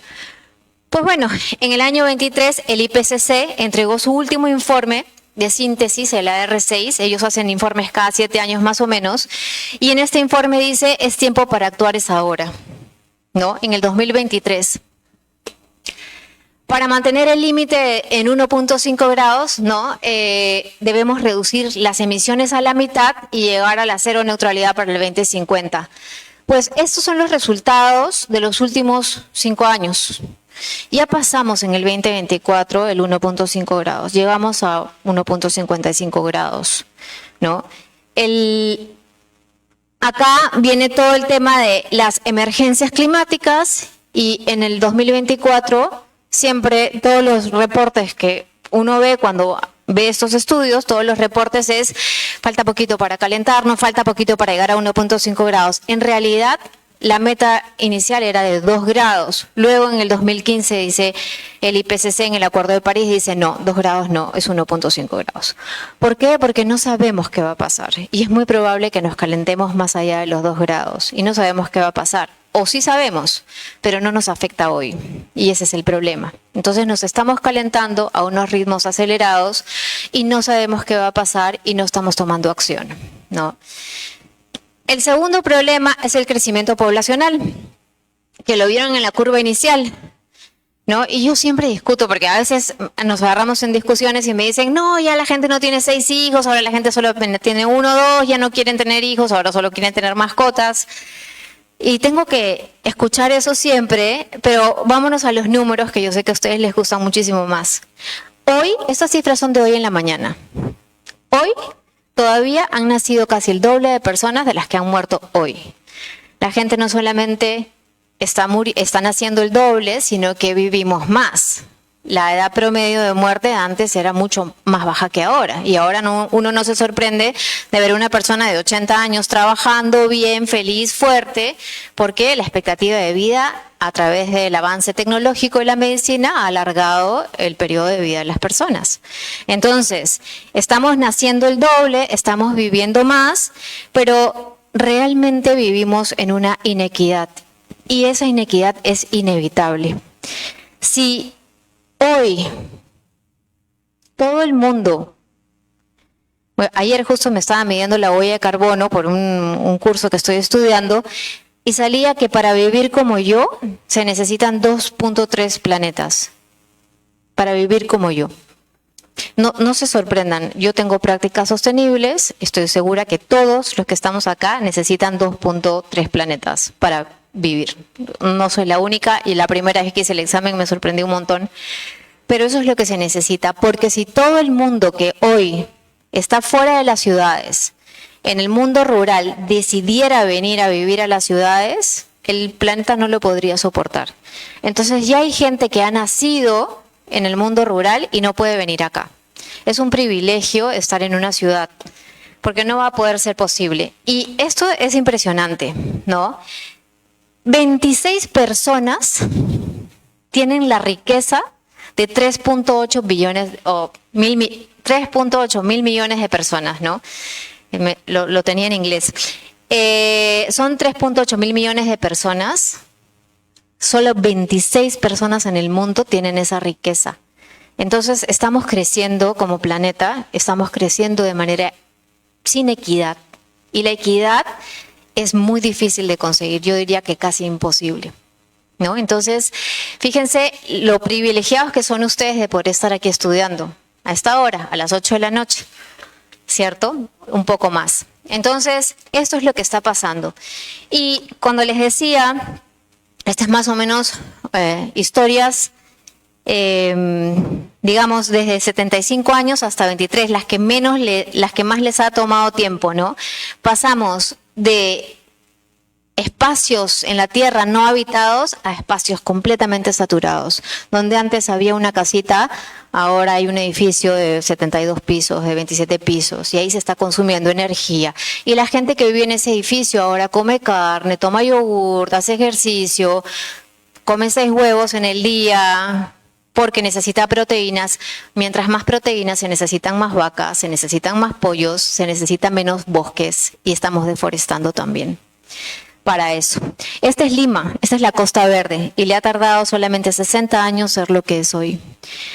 Y acá tengo uno, Dubái, solamente 23 años le tardó construir esas selvas en las que ahora vivimos, que llamamos ciudades y que llamamos prosperidad. Cuando uno siente que puede adquirir un departamento y puede tener 2, 3, 4 televisores y puede tener auto propio, siente que está viviendo una prosperidad, y todos estamos estudiando y trabajando para llegar ahí, ¿cierto? Eso tiene un costo.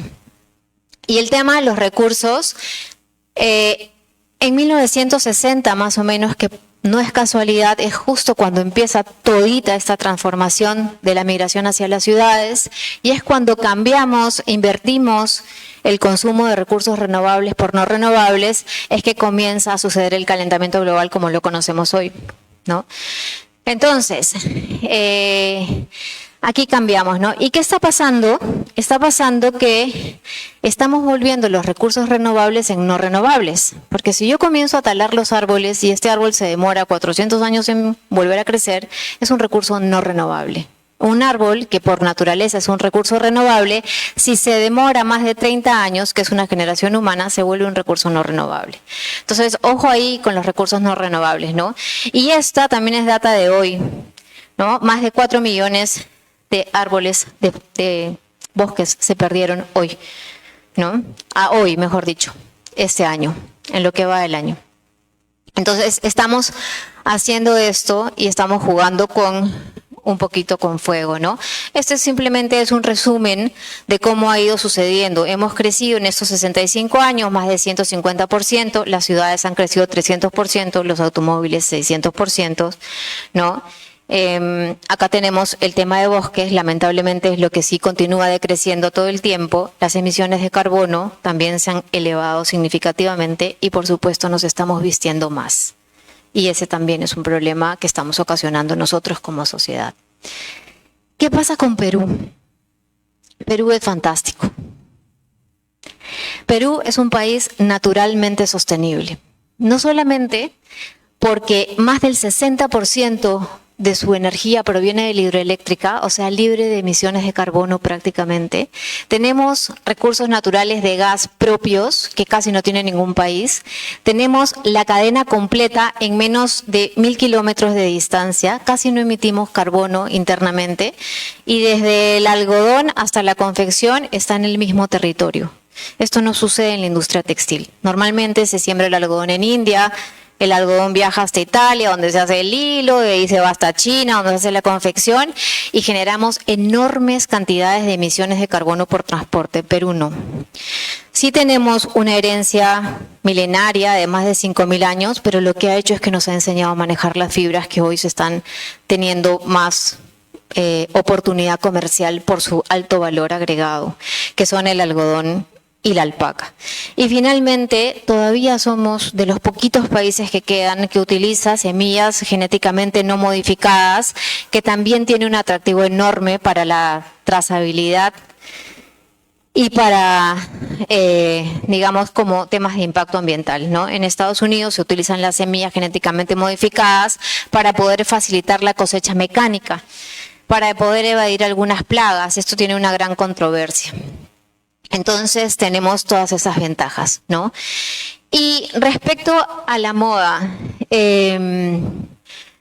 bueno, la moda tiene un ciclo que es básicamente esto, que es la producción de materia prima, en nuestro caso algodón, alpaca o las fibras que producimos localmente, ¿no? De ahí tenemos todos los procesos iniciales en donde transformamos eso, le quitamos la pepa al algodón, que se llama el proceso de desmotado, y luego vienen los procesos intermedios, que son los procesos de hacer la fibra, hacer la prenda, y luego viene la distribución. Esa es la cadena textil, ¿no?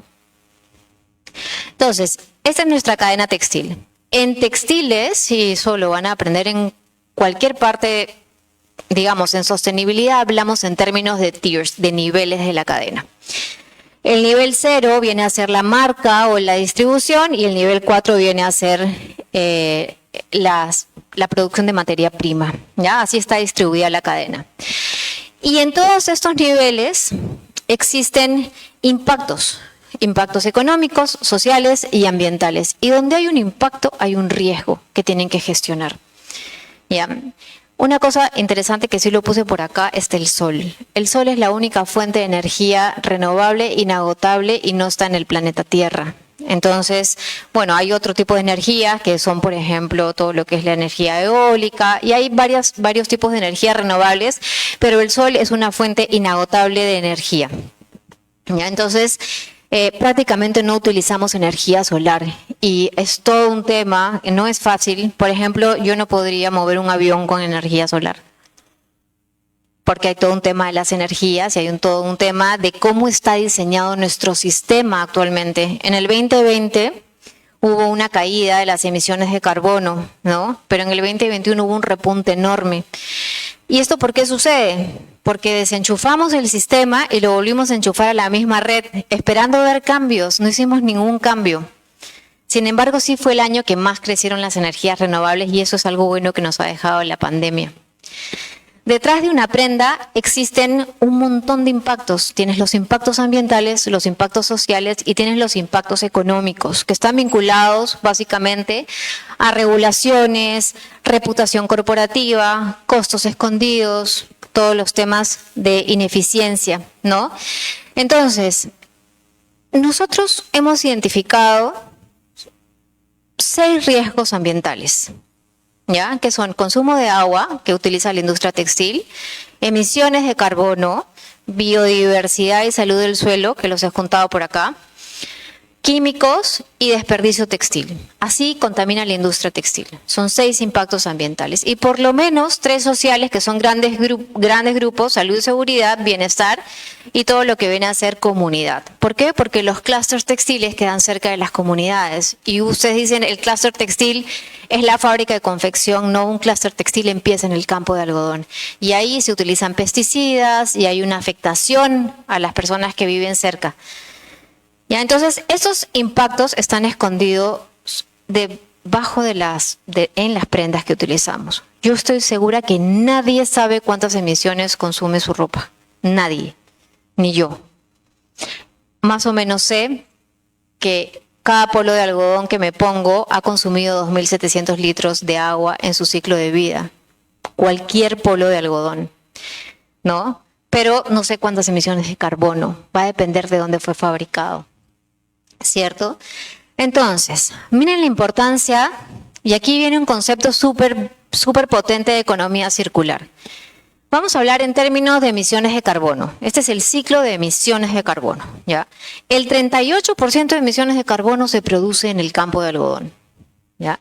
El 8% en las hilanderías, el 6%, bueno, es 6, 15, 21%, esto es lo que es la fabricación de las telas, más el teñido, más el acabado, 4% es únicamente en la confección.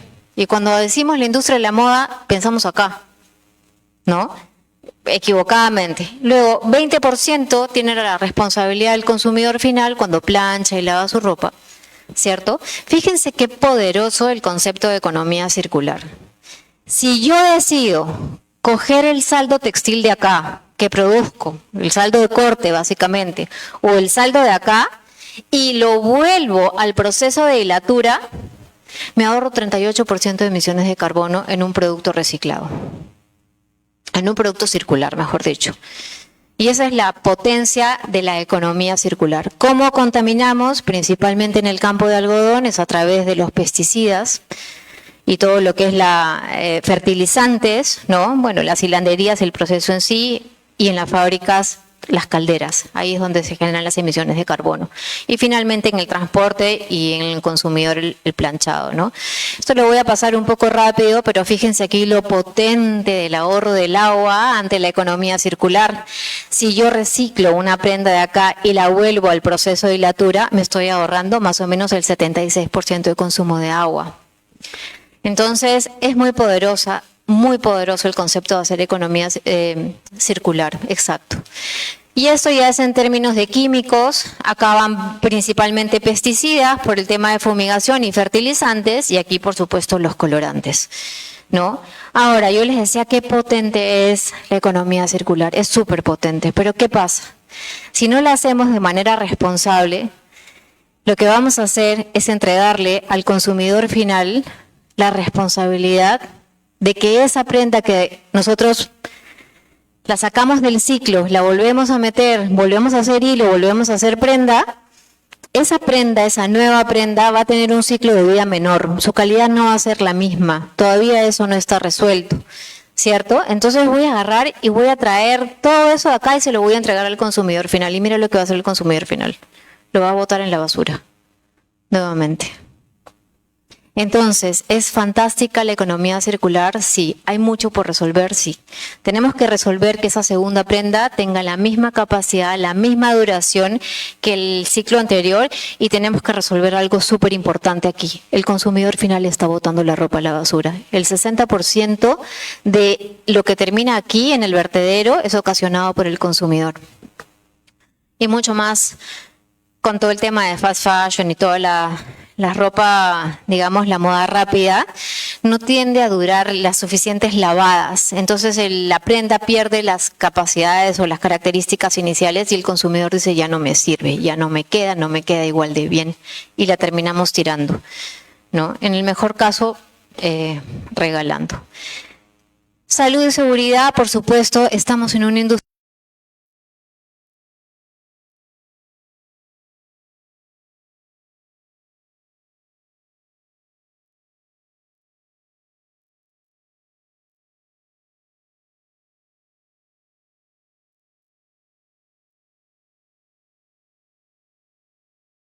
personas que trabajan en la industria.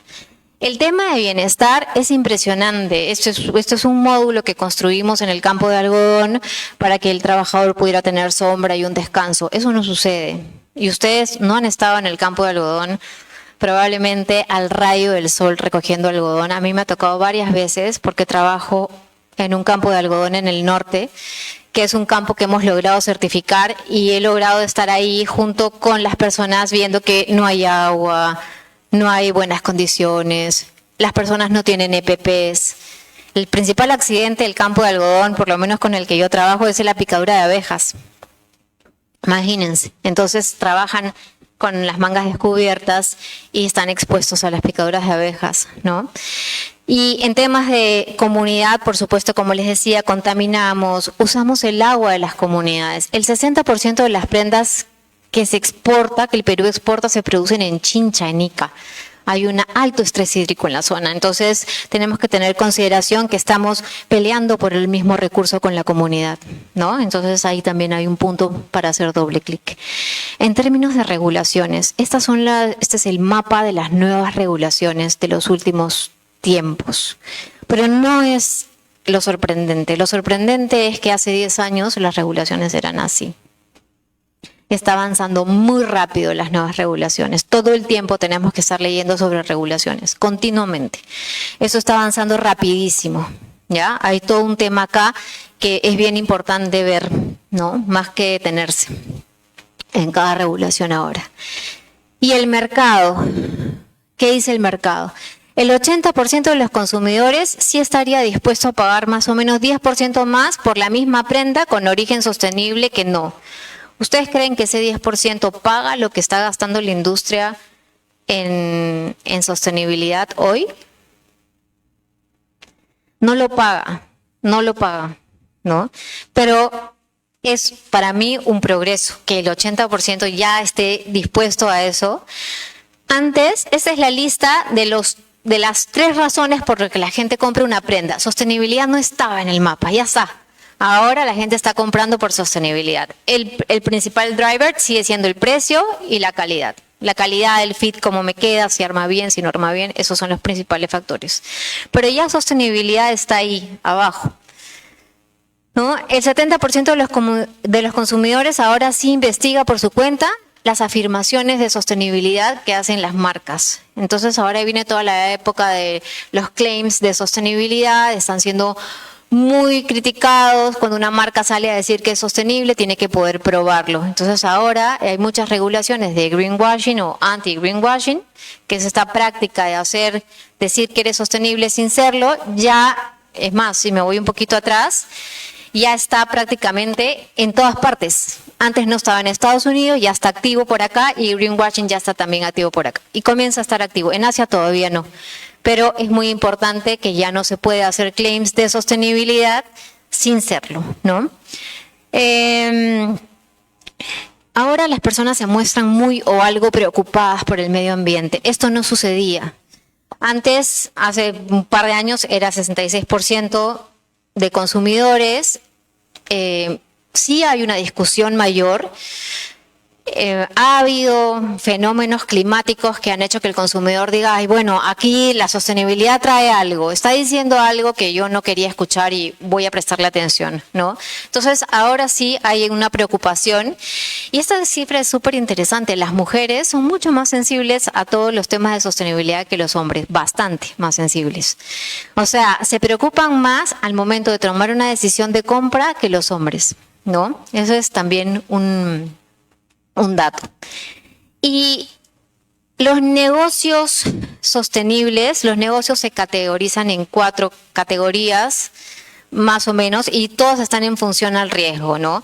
Cuando el negocio, la sostenibilidad no existe, el riesgo es altísimo, ¿ya? Estos negocios no reconocen que hay sostenibilidad.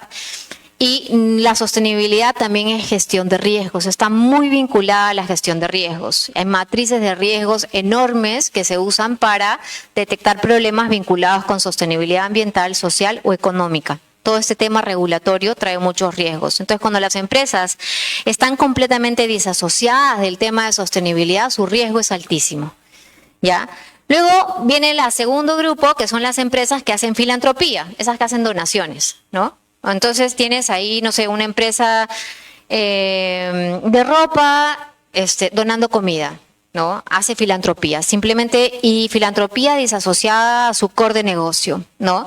Estas empresas van a realizar acciones aisladas, pero no hay conexión con el negocio, simplemente es donar plata. Puede tener un impacto positivo en la reputación corporativa, pero no van a ir mucho más allá. Luego, las empresas que gestionan desde el lado operativo, la gestión de riesgos, optimización de recursos, eficiencia energética, son empresas que van a comenzar a ver retorno económico de sus acciones de sostenibilidad, porque sostenibilidad, que es planeta, personas y prosperidad, las 3 P's.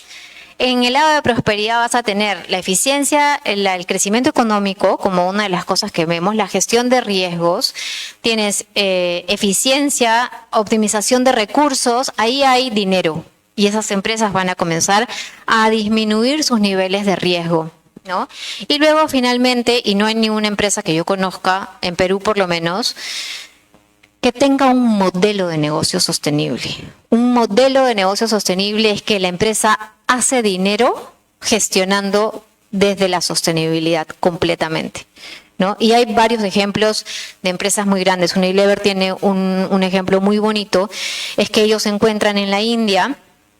Es un caso de estudio bien interesante. Ellos lo que hacían era que tenían unos distribuidores, ¿no? Entonces Unilever distribuía estos detergentes a las personas que estaban en unas ciudades y detectó que pasando los límites de las ciudades había comunidades de mujeres.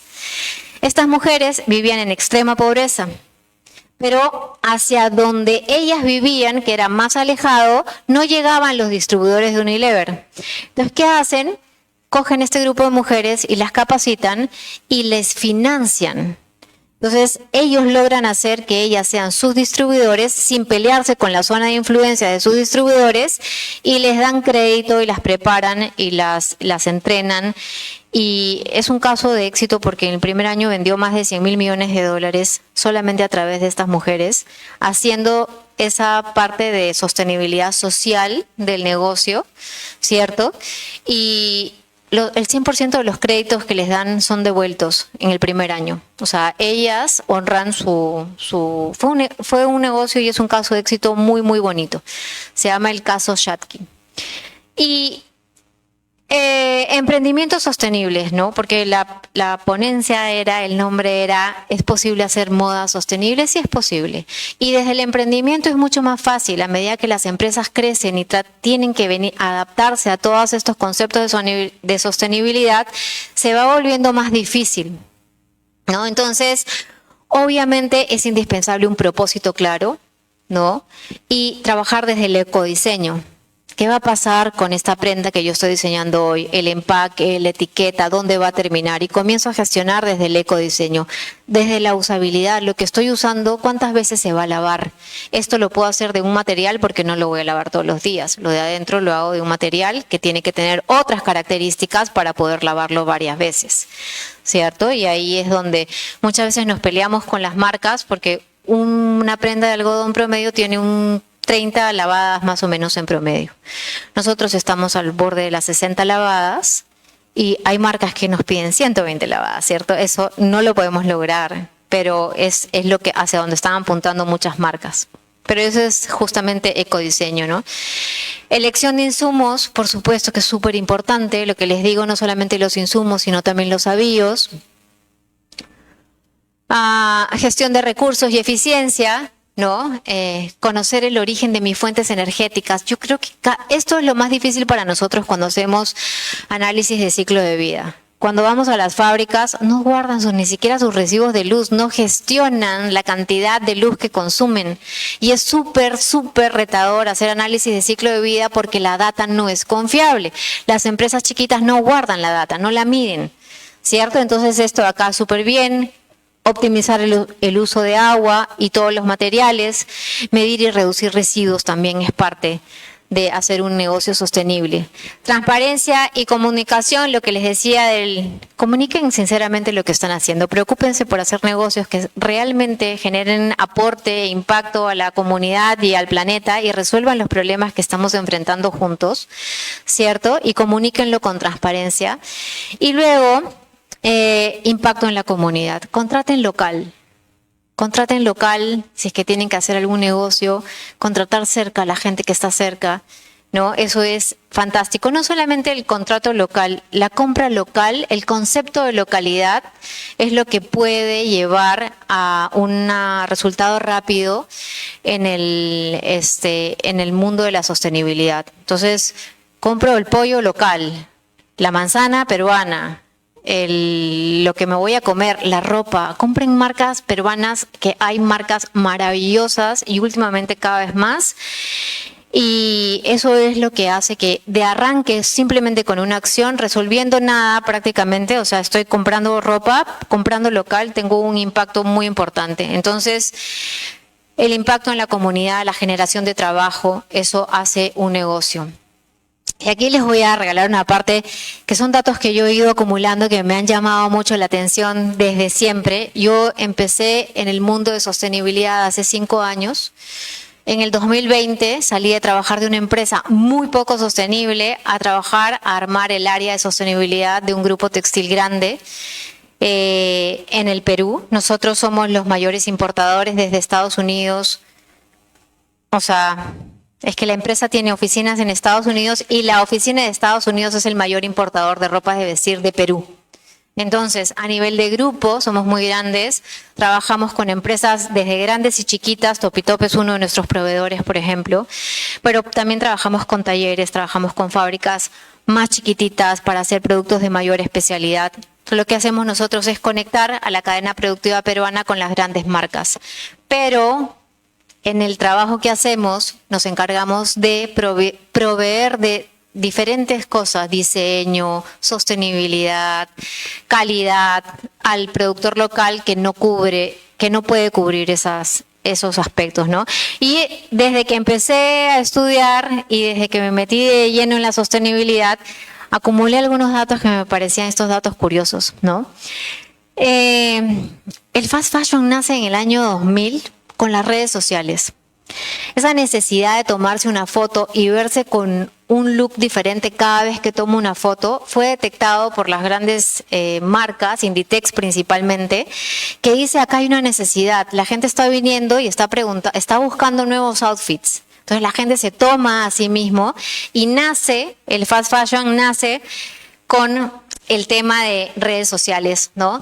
Y pasan las marcas de producir 4 colecciones, primavera, verano, otoño, invierno, era así como yo por lo menos cuando era chica crecí, esas eran las 4 estaciones, en las 4 colecciones al año pasamos a hacer 50 colecciones, casi una colección de moda por semana. Y es tan brutal la presión del consumidor respecto a esto, y el desarrollo tecnológico y las empresas salen a ofrecer lo que el consumidor está pidiendo y cumplen. Y tienes estas colecciones. ¿Por qué? Porque si yo veo una prenda hoy y regreso al día siguiente y no la veo, me genera una ansiedad y la compro cuando la veo para que no me pase eso de que si regreso mañana no la encuentro. Entonces se produce la compra de ocasión, que antes no existía, ¿no?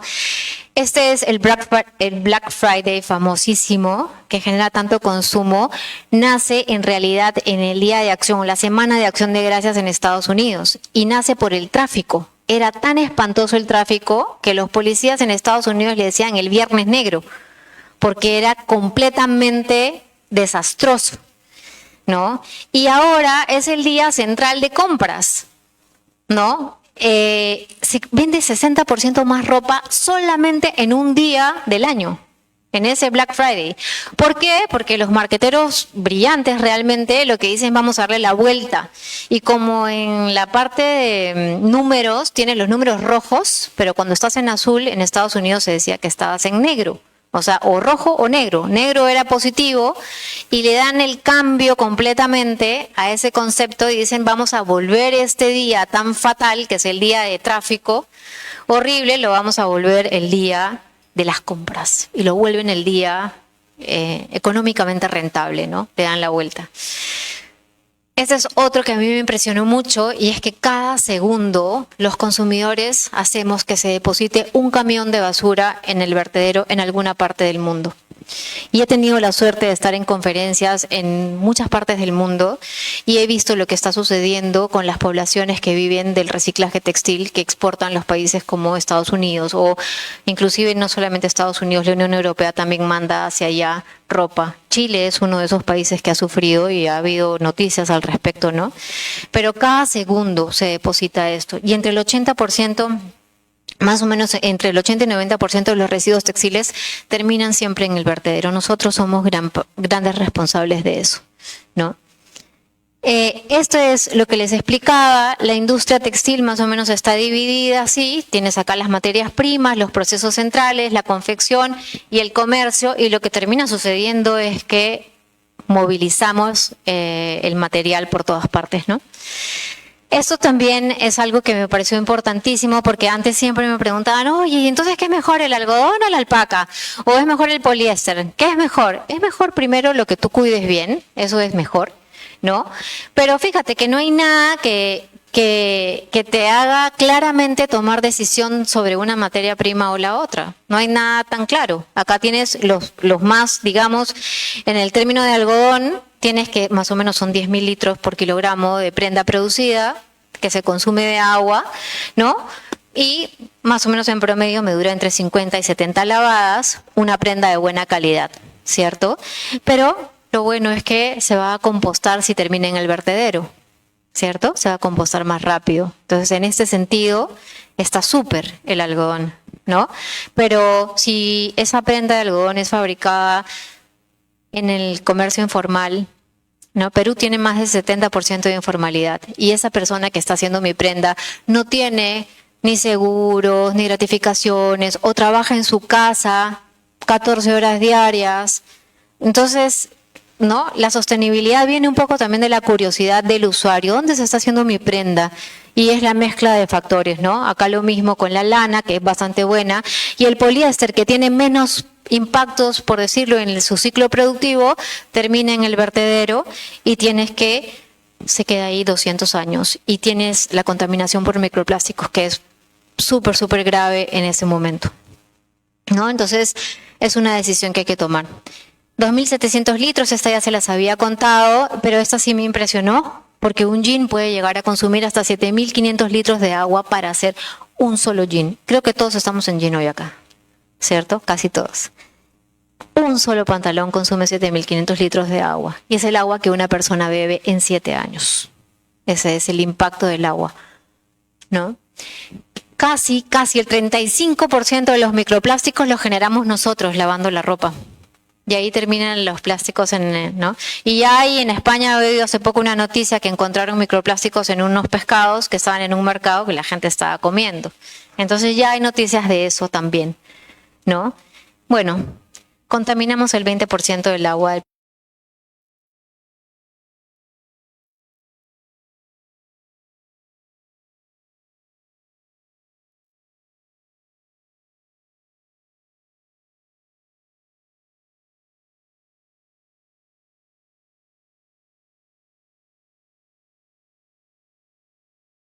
Trabajo excesivo, bueno, en fin, son un montón de cosas que hay detrás de la industria informal, ¿no? Ese es el tema de las jornadas. Ni un trabajador informal trabaja menos de 10 horas al día. Y esta tal vez es el dato que a mí más me ha impactado en todo el tiempo que he hecho sostenibilidad. Los impactos no se exportan las prendas. Los impactos se quedan en el Perú. Entonces, para mí esto y es fácil, ¿no? ¿Cierto? Porque realmente es verdad, pero uno no se pone a reflexionar hasta que no se encuentra con la noticia enfrente, y es que el impacto se queda en el Perú. Se queda en el Perú, se queda en los países en vías de desarrollo, que son los países productores, y viaja libre de emisiones de carbono, viaja libre de uso de agua, viaja libre de esclavitud moderna, viaja libre de todos los impactos sociales y ambientales. Así que es súper importante que cuidemos esto de acá, porque sí tenemos un país maravilloso, maravilloso. Tenemos un privilegio que no tienen otras personas.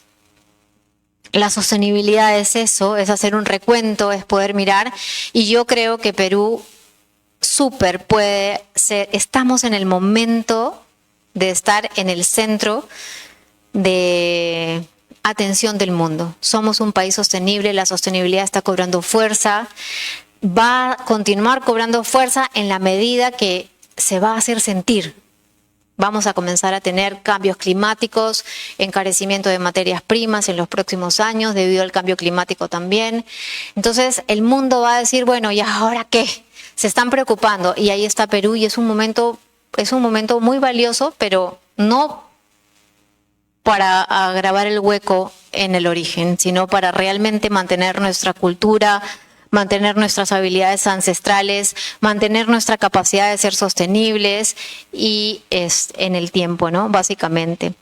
Y eso es, entonces, mi conclusión, sí. Cuando me invitaron a hacer la ponencia, yo dije qué bien, porque sí es posible hacer industria sostenible en Perú y estoy convencida de eso. Y así que sí, no sé si tengan preguntas.